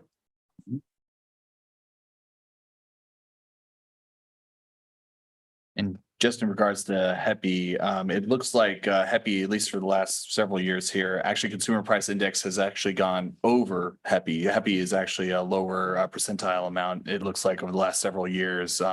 Yeah, last year we increased tuition by 5%. It was 5.2 at HEPI. And yeah, I don't even want to talk about the consumer price index, but anyway, but it looks like HEPI's been actually falling below that in recent years, and more than likely will fall below that this year as well. So yeah. Anyway, any other questions, comments, additional guidance? All right, my timer's broken, so I think we'll move on to the next topic. Thank you for that wonderful presentation. Appreciate that. We're now going to go over collective bargaining basics. Yes. Dr. Bulger. Yes, I'll ask Mike Blade to walk us through a reminder of some basics around collective bargaining. Thank you, Dr. Bulger, members of the board. I think, as you know, we're hopefully finishing up the bargaining with the classified professional EF union, and we will shortly, I would assume, begin bargaining with the faculty union for their contracts. So it may come to pass that we're doing both of them at the same time. Hopefully not. Hopefully for Shane's team and for the EF team that they can come to an agreement soon. But Dr. Bulger wanted me to go over just some really quickly. Most of you probably all know all of this, so I'm going to kind of breeze through this and then we'll have some questions at the end. Next slide. So, you know, when you talk about bargaining, the big one is the full contract, right? So you're talking about the collective bargaining agreement. They have to be bargained. There's also interim bargaining. We'll talk a little bit about that in a couple more slides, but the big one is the collective bargaining agreement, and that's what EF is doing right now, and EA will be doing with us soon. And when you know, EF's contract expired at the end of June of 2023, and so when you have that situation where you haven't come up with the new contract, that contract almost entirely, although not necessarily entirely, goes on until you come up with a new agreement. So it's not as if we don't have a contract with EF or EA by the time the current contract ends, that somehow there's no contract. So I just want to make sure that everybody understands that. The PECBA, which I'm sure all of you have heard PECBA, which is the Public Employee Collective Bargaining Act. That is sort of the overarching state law that talks about collective bargaining in Oregon. That's not the only thing that impacts legally that impacts collective bargaining. You've got federal laws, you've got other state laws, you've got administrative rules, you've got obviously case law. I mean, PECBA and a lot of the laws are sort of a framework, a skeleton, if you will, and the case laws where you sort of fill in the flesh on the skeleton, because that's where you get into specifics and you start to look at, you know, general language and how it applies to actual facts. So next slide, please. And I already touched on this. We've got two unions here. We've got the EF, the classified professionals, and EA, which is the faculty. And we've talked about what a collective bargaining agreement is, or that we're negotiating. It's the terms and conditions of employment. defines the rights of management and the employees within the bargaining group. Each of our unions have a separate contract. There are situations where you might have groups of collective bargaining units sort of banding together and negotiating one agreement for all of those groups. That's not the case here, as you know. Next slide. So a little history here. I would have thought, and I did a little research on this, I would have thought it would go back a little further than this, but public employees in Oregon first able to conduct collective bargaining in 1963. I would have thought maybe 10, 15 years earlier than that, but it's not. So in 73, we passed PECPA, and that set up the Employee Relations Board, which is sort of the enforcement arm for violations of PECPA. Next slide, please. Okay, so we talked about what types of issues are bargained. Well, you've got mandatory topics, right? So those are things like work schedules, discipline, grievance procedures, changes in working conditions, things like that. And then those are things you have to bargain, right? If you're requested to bargain by one side, you have to bargain those. Permissive topics, those are ones that have insubstantial or de minimis effect on wages, hours, and working conditions. Those are issues that can be bargained. One side can request and the other side has to agree, and they can be bargained, but they're not required to be bargained. And then you have prohibited subjects, which I'm not really going to go into those, but those are things that absolutely can't be bargained. So next slide. All right, you might hear this term a lot, good faith bargaining. So what is good faith bargaining? Well, it's kind of amorphous to try to figure out what exactly good faith bargaining is. But basically, you have to put an effort in towards trying to come to an agreement. You don't have to agree, but you have to put the effort in. You have to agree to meet. You have to be working towards an agreement. You can't be bringing in prohibited subject to bargaining and things like that. So while the rules about what exactly good faith bargaining are not, there's not just a list of here are the 10 things you must do to be bargaining in good faith. You need to be working reasonably towards trying to come to an agreement between the parties. So you cannot be avoiding the bargaining table. You cannot be hostile at the bargaining table. You can't be bringing in prohibited subjects. So things like that. But one thing it doesn't mean is that you're agreeing, right? I mean, it could be that you're bargaining over a subject that you just cannot agree on. So it doesn't require an agreement. It requires working towards an agreement. Next slide, please. Unfair labor practice. So we have one of those that's been filed that's currently pending. That is when one side or the other violates a term or condition of PECPA. And this is where PECPA's, again, is a very much of a framework, right? It doesn't provide a lot of guidance when you look about exact specific acts or specific things. It does for some, but not for all. And that's where the case law and the administrative rules and the arbitration rulings in the past put the flesh on it, and you kind of get an idea of what you can and can't do. So one side files a ULP, it goes to the Employment Relations Board, they assign an administrative law judge. It's like a mini litigation. You have discovery, you have a hearing, you have witnesses, and then the administrative law judge issues a ruling, and there's some additional steps if you want to appeal that. But in general, the ERB will issue a ruling that is telling the other side to knock it off if they found to have violated something. It's not a situation where you're going to get gigantic fines or anybody's going to jail or anything like that. It's just simply, finding for one side or the other and saying, hey, you violated it, stop doing that. So it's a bit of a hand slap. All right, next slide, please. All right, this is something I know you've heard about. I know in the context of the current EF bargaining, but this is sort of your timeline, right? So you have the one side will ask to bargain. You will exchange proposals, and that will start the 150-day calendar. You may or may not come up with ground rules. It's not required. It's probably preferable, but it's not required. And you go for the 150 days. You don't have to stop at 150 days, but you have to go at least 150 days. At the end of the 150 days, either party can initiate a mediation. Next slide. Once the mediation is initiated, you have to spend at least 15 days mediating. Again, you could go longer than that if you wanted to, but you have to spend at least 15 days. At the end of the mediation, if you don't have an agreement, either side can declare an impasse. And then that's basically saying, you know, we can't come to an agreement here. So then you have 7 days after the declaration of impasse to file your final offers with the ERB, and then that 30-day cooling off period happens. At the end of the 30-day cooling off period, then the employer has the right to implement their last best and final offer, and the union. And I'm not going to talk about unions that aren't allowed to strike. There are some out there, but ours are both allowed to strike. So their remedy would be to strike at that point.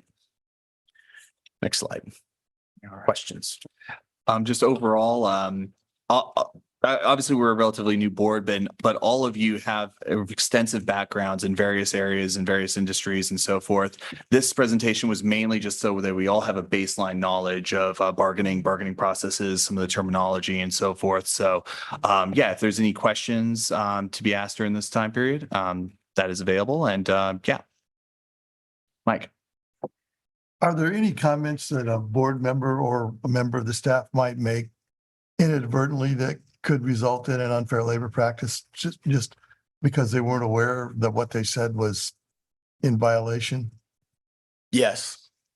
Yes, certainly a staff member. I mean, you've got direct dealing. So if you're a manager and you said something to a member of a union that was that wasn't a part of the bargaining team, that was considered sort of a bargaining, that could be direct dealing. That could be an unfair labor practice.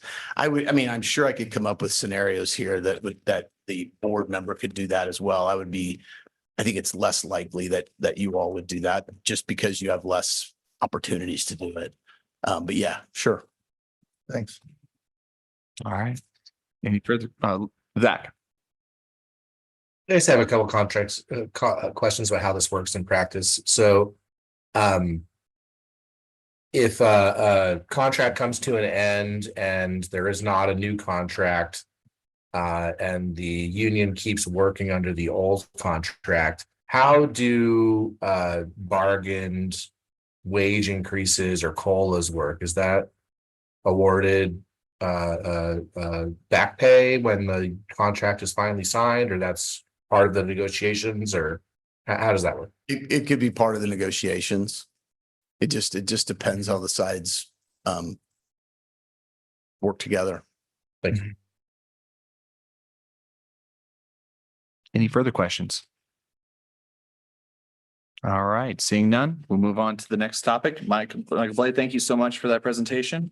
Academic affairs update, President Bolger. Yes, and we have two updates, very brief updates, an academic affairs update and a student affairs update. Good evening, members of the board. Can you hear me okay? Yep. Can you hear okay in Zoom? Yep, good. Okay, great. So when I wrote my January report prior to the holidays, I was reflecting on the fall term as the campus was becoming a bit quieter. It's not as quiet now, so things are starting to ramp up for winter. I wanted to report to you that academic affairs has made a lot of strides over the first half of the academic year. Beginning this past summer, academic affairs staff, alongside with our colleagues in student affairs, have been working very intentionally with our university partners to foster connections and partnerships. This work has led to the very tangible launch of our Transfer Center, which opened during National Transfer Student Week this past fall. This resource has been serving our students since its inception, and it will continue to benefit our students. Considering that 48% of our students are transfer students, this has a real significant impact on our enrollments, in our partnerships, and also our revenue. It's really important for us to make sure that we're working hand in hand with our university partners. So I'm excited to be able that this work is going forward, and I hope to be able to report more good news later on this academic year. I am also particularly proud of the work that academic affairs and the institution as a whole has engaged in around the rapidly evolving technology of artificial intelligence. Anywhere you go right now in higher education literature, Everything is about generative AI, what is the future of higher education? And there are some definite opportunities with AI, but there are also challenges. We held our inaugural presidential AI task force meeting this past November. While there is no universally accepted response to AI in higher education at this point in time, I am very excited and intrigued with the conversations that we are having on campus about this challenging and revolutionary technology. We consistently receive praise from our peers on how responsive we have been. We have met with Tech Services of Lane County and also Lynn Benton. They have used our charge to develop their charges, and they have consistently getting praise that we've responded very quickly. And again, I'll keep you abreast of the recommendations that are made in the future. I'm also very excited to report that we are hosting the Springfield Chamber Roundtable and Tour on January 16th here at Lane Community College. There will be a hard hat tour of the iTech building, and we will have discussions about our workforce development program, specifically around healthcare, with our industry partners. Many of you mentioned just how valuable this is with our budget parameters, and we think so as well.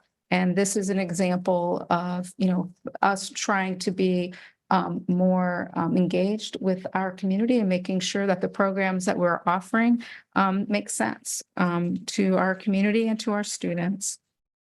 My reports always include a few staff and student accomplishments, and I wanted just to mention a couple. As Chair Falnaghi talked about at our last work session, Claire Donnenbaum received an American Library Association award called I Love My Librarian Award. That was just awarded just very recently. I wanted to take a moment to recognize her work. Also, Justin Chen, who is here tonight, our Dean of Workforce Development, began his tenure as the chair of the Oregon Humanities Board of Directors. Oregon Humanities is an independent nonprofit affiliate of the National Endowment for the Humanities, and that's a huge honor. This fall term, I was fortunate enough to be able to experience multiple demonstrations of student learning. I talked a little bit about that last time. I was able to go to biology student demonstrations on their research.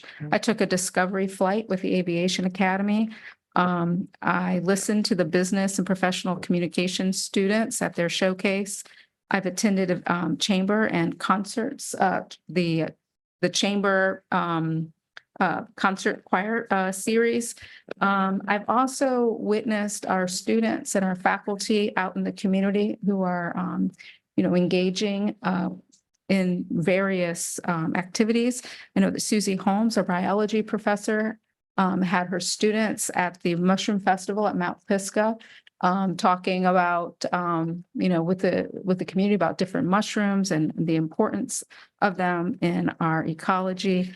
And also we have faculty who are involved in the 72-hour film festival, horror film festival here in Eugene. And some of our students will be going to the International Film Festival in Portugal here this spring. So there is really a lot of great work that is taking place. And I want you to be aware of that. And I look forward to the spring and the winter term and the spring term to see what more great things that we have in store. Thank you. Wonderful. Thank you for the report. Any questions? Comments?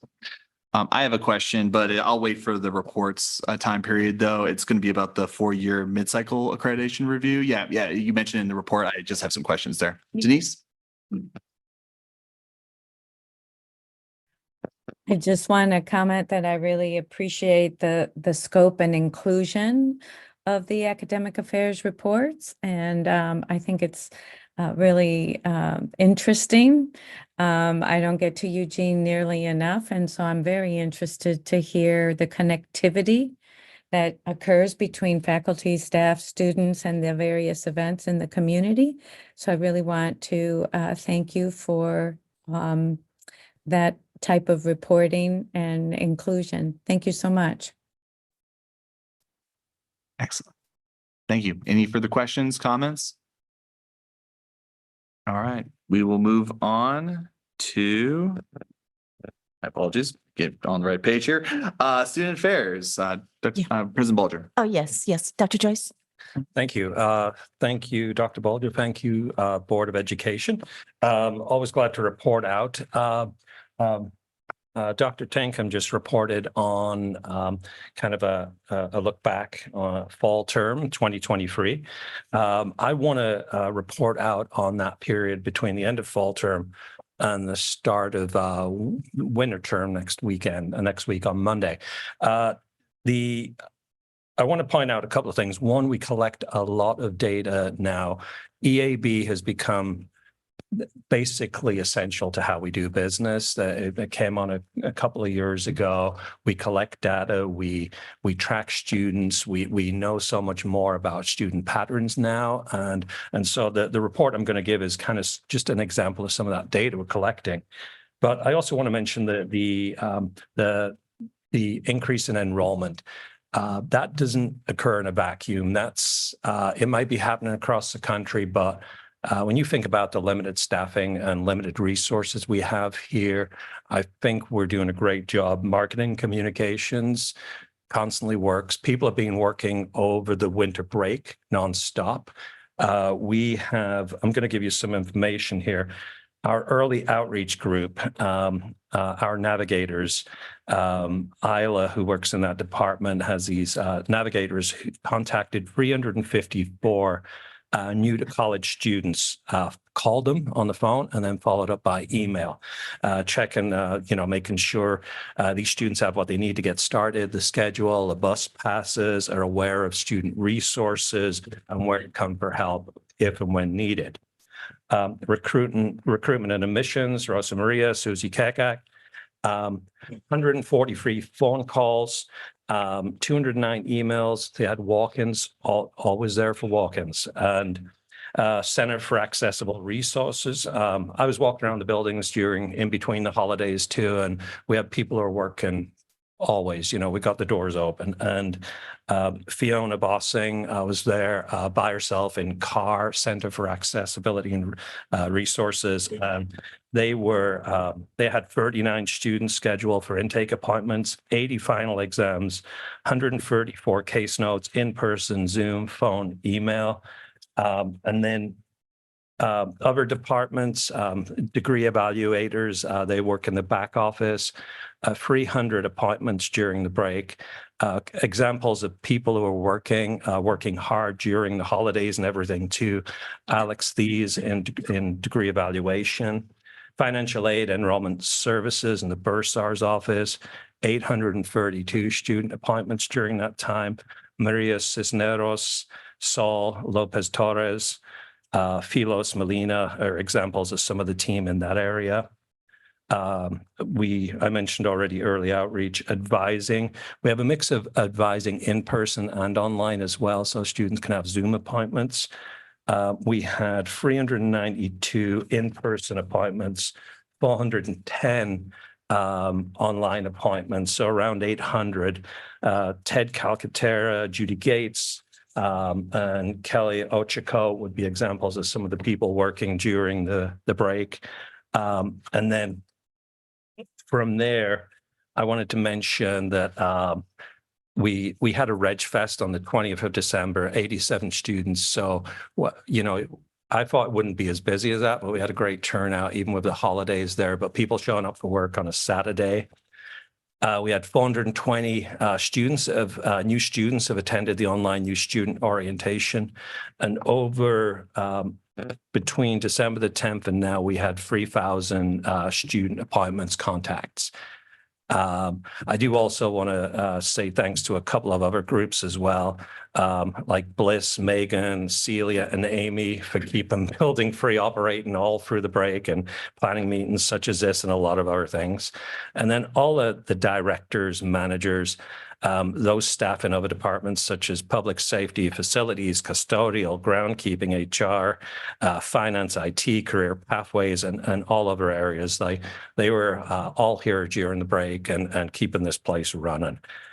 A couple of last things I do want to mention is that we the U.S. State Department sent a letter to they sent a letter to our international programs department, to Will and Carla, to thank them for all the work they're doing, and also we hosted Education USA advisors from different countries on campus, and they did a great job of promoting that, hosting them, and they got a thank you from the U.S. State Department, which was really wonderful to see. I wanted to mention again, just reiterating, we have Welcome Week, Monday and Tuesday of next week. Board members, staff, faculty, all welcome to come and help students find the way. We're going to be wearing the Ask Me stickers again and help. We're seeing students now. I love it. Even the week before, we're seeing students on campus wandering around and helping them going back and forth. But next week will be a great one, especially with the high enrollment. So it's January the 8th and 9th, Monday and Tuesday from 7:30 till 2. And then the last thing I wanted to just highlight again, as we're getting back into this new year, is MLK Junior Day is coming up soon, and we're working in our areas on campus on really trying to promote making space for diverse history with Titus Kaphar on January the 11th. He's a nationally known artist and speaker, and really powerful. He focuses on like a nuanced engagement with American history, envisioning new spaces for marginalized or forgotten bodies to enter and disrupt the evolving fabric of our culture. He wants to draw back the curtain on ignorance and deception and amplify the voices of those who cannot speak for themselves. So it's to celebrate truth, justice, and this will be next Thursday here on campus, Thursday the 11th, 3:30 p.m. Keynote address is going to be here. So I think that'll be a wonderful event. We have an RSVP online. If anyone, I think we've sent a lot of information and we've been putting it out everywhere. And we're hoping for some community members even outside to come as well. So Wonderful. any questions, I'd be happy to answer. Any questions, comments? I personally want to thank the staff for their hard work, the cabinet and everyone, all the names mentioned, of course. Incredible work, and we greatly appreciate their hard work and dedication to our institution. Thank you. And I just want to say those are just some of the staff that work, and there was a lot more. Oh, yeah, absolutely. To all of them, 100% to all of our staff. Thank you. Absolutely. Any comments, questions? We got some applause there. That's great. Yep. Excellent. All right, we'll move on to LCCEA, LCCEF reports. Start with LCCEA.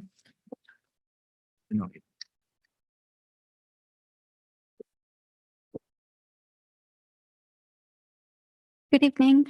I'll address a few topics briefly in this report. First, I'd like to provide a bit of clarification regarding the LCCEA officer's statement from the December 6th board meeting. We have provided that to all of you as a document, and I will follow up and send you this full report, because actually the full report from tonight includes a number of graphs and charts and other visual elements. But in our LCCEA officer's statement, there was a table, and it has two columns. And the title of the left-hand column is Legislative Policies and Practices, which comprise Florida's, quote, agenda to dismantle public higher education, end quote, according to Shorman and Gatens. And we have provided the citation for that article and also forwarded that article to you all. So I wanted to just make sure that we're all really clear that what's in that column, those are not LCCEA claims. Part of what we do as faculty members in an academic institution is cite our sources, and we teach our students how to cite their sources. So those are not LCCEA claims. Those are taken directly from the article that we have cited. And what you find in the right-hand column are the recent parallel events on Lane's campus. Those are our ideas. And we have written those as the LCCEA officers, and we stand by them. Next, I'll provide a little bit of information regarding some fiscal trends.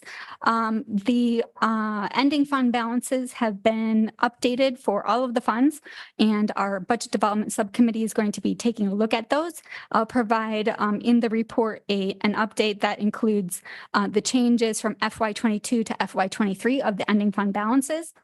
The general fund increased by $1.6 million from FY22 to FY23, up to $9.7 million. Fund 9 did decrease $1.9 million. We're not sure yet why, but we hope to find out more information about that at our next Budget Development Subcommittee meeting. But this is really good news, given that last year during May, there was a lot of confusion and different figures presented for what the ending fund balance was for Fund 1. I'll also provide some information about employee salary increases by group. And so what we're looking at is at the aggregate, what is the change in total contracted employee salaries for all positions in all funds. And the Budget and Finance and HR have provided updated information to LCCEA with a list of all of the positions for each employee group from all funds. And from FY15 to FY24, so a period of 9 years, classified salaries had a modest increase at the aggregate of 12.1%. Faculty had an increase of 7.6%, and management salaries at the aggregate again had an increase of 27.2%. That is including all employees in the current position list from all funds, including vacancies. If you exclude vacancies from all of those, then one would find that classified salaries from FY15 to FY24 over a 9-year period increased a modest 6%. Faculty salaries increased 2.2%. And management increased 15.4%. So you'll be able to see the actual figures as well as some graphs. I wanted to share a little bit of data on faculty needs. Among part-time faculty, I'll provide a document that shows part-time faculty salaries and the amount that part-time faculty earn when they're working half-time during the academic year at LCC. At every step on the salary schedule for part-time faculty members, part-time faculty with a family size of 2 or 3 are eligible for SNAP benefits. For single part-time faculty, just a family of 1 themselves only, those who are on those who are on the top 3 steps earn enough that they are not eligible for SNAP. Once you add in summer teaching assignments, and about half of the part-time faculty are able to receive summer teaching assignments, then the picture changes slightly. However, everyone who is a part-time faculty member with a family of 3 at those LCC earnings would remain eligible for SNAP. Only faculty on the top 1.5 steps with a family of 2 earn enough that they are not eligible for SNAP. And for faculty, part-time faculty with a family of 1 who do also teach in the summer, the bottom 1/3 are eligible for SNAP benefits. And then a little bit of information that probably is indicative of these conditions from our spring 2023 all faculty survey. We had 248 participants, which was a 62% response rate. 39.5% of part-time faculty who are not retired have relied on government assistance while working at LCC. 11.1% of full-time faculty have relied upon government assistance while working at LCC.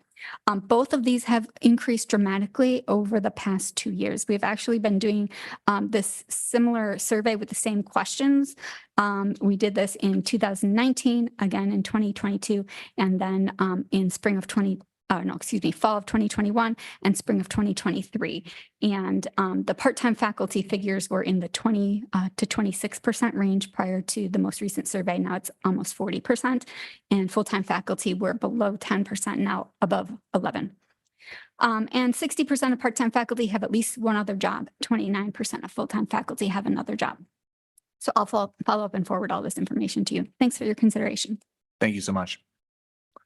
Unfortunately, there's not an LCCEF report, so we're going to be moving on to information reports. Does anyone have any questions or want to pull one of the reports for conversation? I just have a question in regards to the academic affairs report. You were stating how there was a 4-year mid-cycle accreditation review in progress, and obviously a site visit coming in fall of 24. What were the key areas that were identified that we? I forget if they were like suggestions, areas of improvement. What was that? Recommendations. Gotcha. So the mid-cycle visit is the mid-cycle visit is a formative visit. It's not summative. Gotcha. So if the institution had received any sort of recommendations from a prior visit, you're asked to give updates, like what steps you're taking to make improvements in those areas. Gotcha. So that's how that works. And we received 2, and off the top of my head, one was around, both were around assessment. Gotcha. And those are areas, I just went to the Northwest Commission meeting in November. These are areas that most institutions are struggling with is assessment initiatives, institutional portfolio review, things of this nature. So we were given some recommendations to make improvements. And again, mid-cycle is that opportunity. And it's all about assessment. And we'll be taking a look at some of our programs. We'll be looking at peer institutions. And it's really an opportunity to get feedback from our peers. So I'm really embracing the process. Yeah. And we have been working on this since last spring. Yep. So we'll start working really in earnest next week. Absolutely. Yeah, no, I appreciate the work going into this. And I remember something around assessments, but I was wondering if there's any other topics in that area. Lisa. Yes, thank you. I don't have a specific question, but I did have a question about wondering about reports from Diversity Council. I feel like we haven't seen one in quite a while. And I believe it was even part of our Black Lives Matter resolution and commitment to equity work that we would have a couple of or regular Diversity Council reports throughout the year. I can't remember what the specific number was. So just curious about when we might have a report from Diversity Council. If I could answer, I'm recently was put on the Diversity Council as co-chair. Shelley was on that last year, and I've taken over that role. And I will meet with Idris as soon as he's back on campus next week, and I'll bring that up to the Diversity Council to make sure that we work on providing a report to the board on a regular basis. Thank you. Excellent. And I don't think there's anyone who could answer my questions in regards to this, which is under the information technology report. We obviously had a public comment in regards to printer and printer access. I think it was more specifically towards students, but I also know that staff also have had issues with this. Under the report for information technology, under part 2 operations, there is a strategic plan and updating printing solutions are in development. I would be this doesn't have to be answered tonight. I would just love to see if that strategic plan is involving printing access for students. Go ahead. Good evening. I oversee the printing and graphics department. So I work hand in hand with IT, which oversees print management for campus. We're in the process right now of evaluating the contracts that we currently have for print services on campus and looking at possibilities for an RFP process, either on our own or in collaboration with other institutions. Gotcha. So in development essentially means that they're going through the RFP process. Yep. Gotcha. 10-4. And we have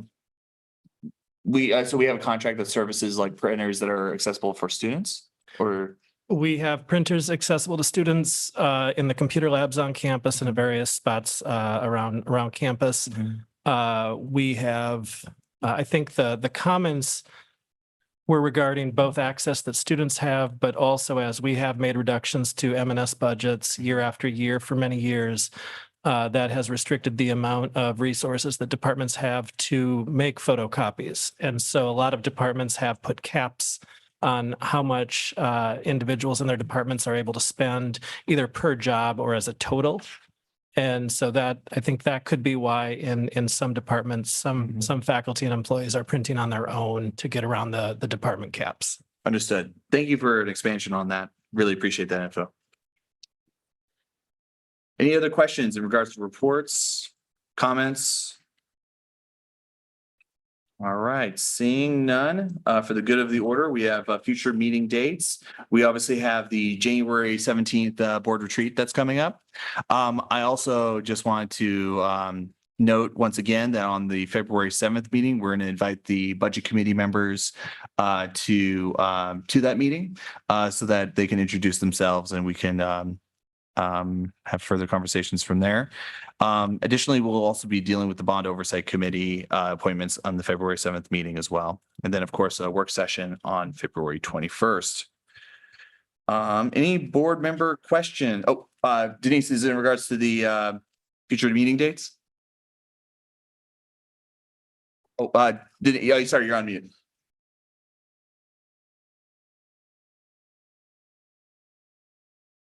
Okay.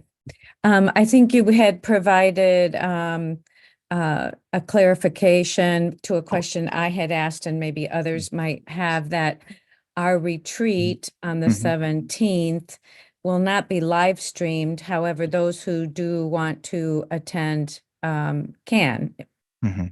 Yeah. As board chair, I don't have any problem with someone who would like, from the public, who would like to come to the meeting and sit there and observe what we're doing.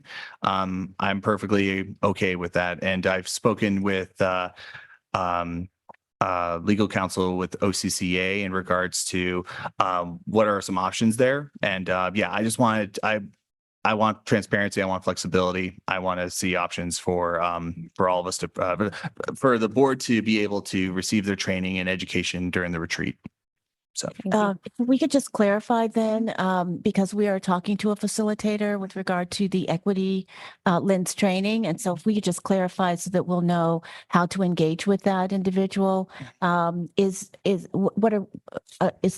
are you doing with the entire retreat in terms of those two different sessions? Yeah. The facilitator mentioned that they were concerned in regards to the streaming of it, which is understandable because, you know, when these meetings are streamed live to a YouTube video that anyone can see.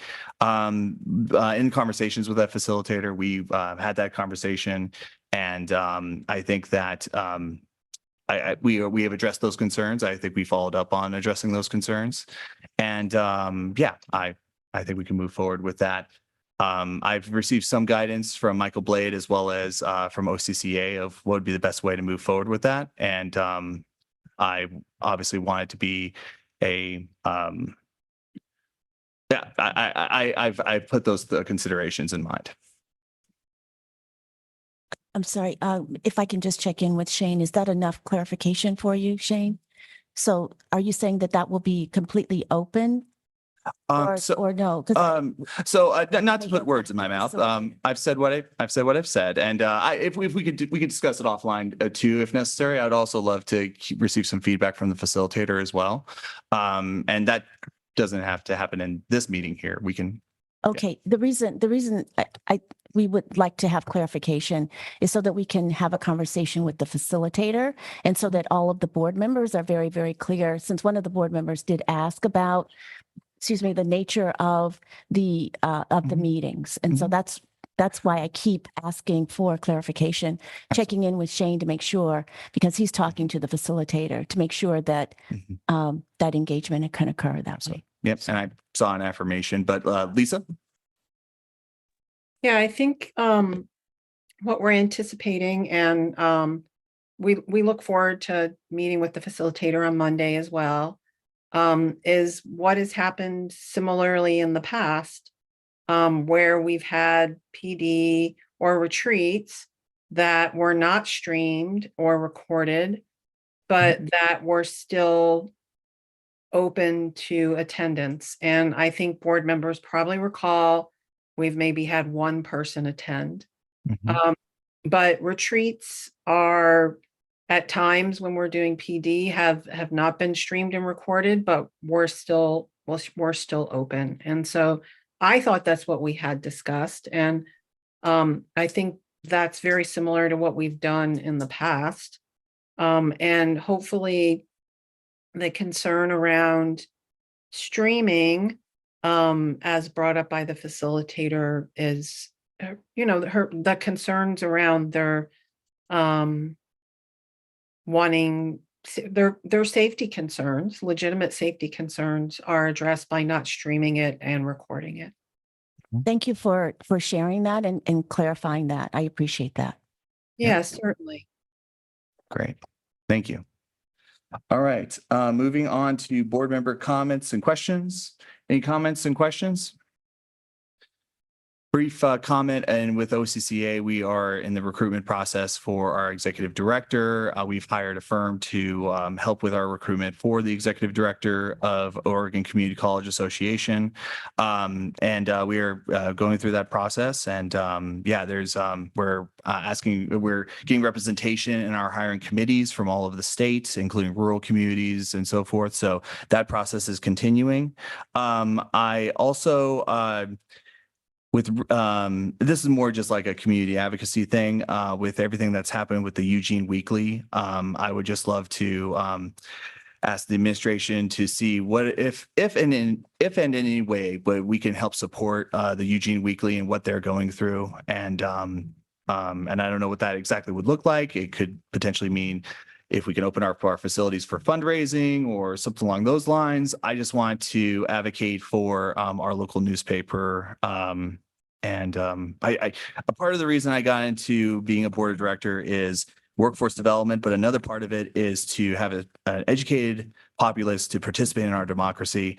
And that's freedom of press and a free press, a free local press is a part of that process as well. And if there's any way that we can help support that, I'm in favor of it. Any other board comments, questions? Denise. I don't know. We asked several things of in the budget discussion, and so I don't know if it's better to capture those maybe in an email or something like that. That just there was a little bit of a list, so to say, of some things that various board members had brought up as far as asking for. Absolutely. Yeah. It's probably captured in the minutes or something. I don't know. The list was kind of varied. Yeah. Yes, I got the suggestion boxes, and that suggestion box is still open, so that more suggestions can come through. I saw the budget subcommittee, and there was maybe that's all I got, but yes, you are correct. If we'll review the minutes to see and follow up with any of those suggestions. Okay, because I know I did ask, if there were any particular major projects that were being thought of or asked about. Gotcha. And it was those projects that started through the suggestion box, just to clarify? I think some, but Okay, maybe cool. there are some that were not in the suggestion box. Understood. Thank you for that clarification. Any other comments, questions? All right, we do have an executive session after this, but we will go ahead and move for adjournment. Let's go ahead. We'll do, sorry, was there another question? I apologize, Denise. Nope. Okay, perfect. No worries, no worries. All right, we will go ahead and adjourn. We'll do a 10-minute bio break though, just give everyone a good transition. Thank you.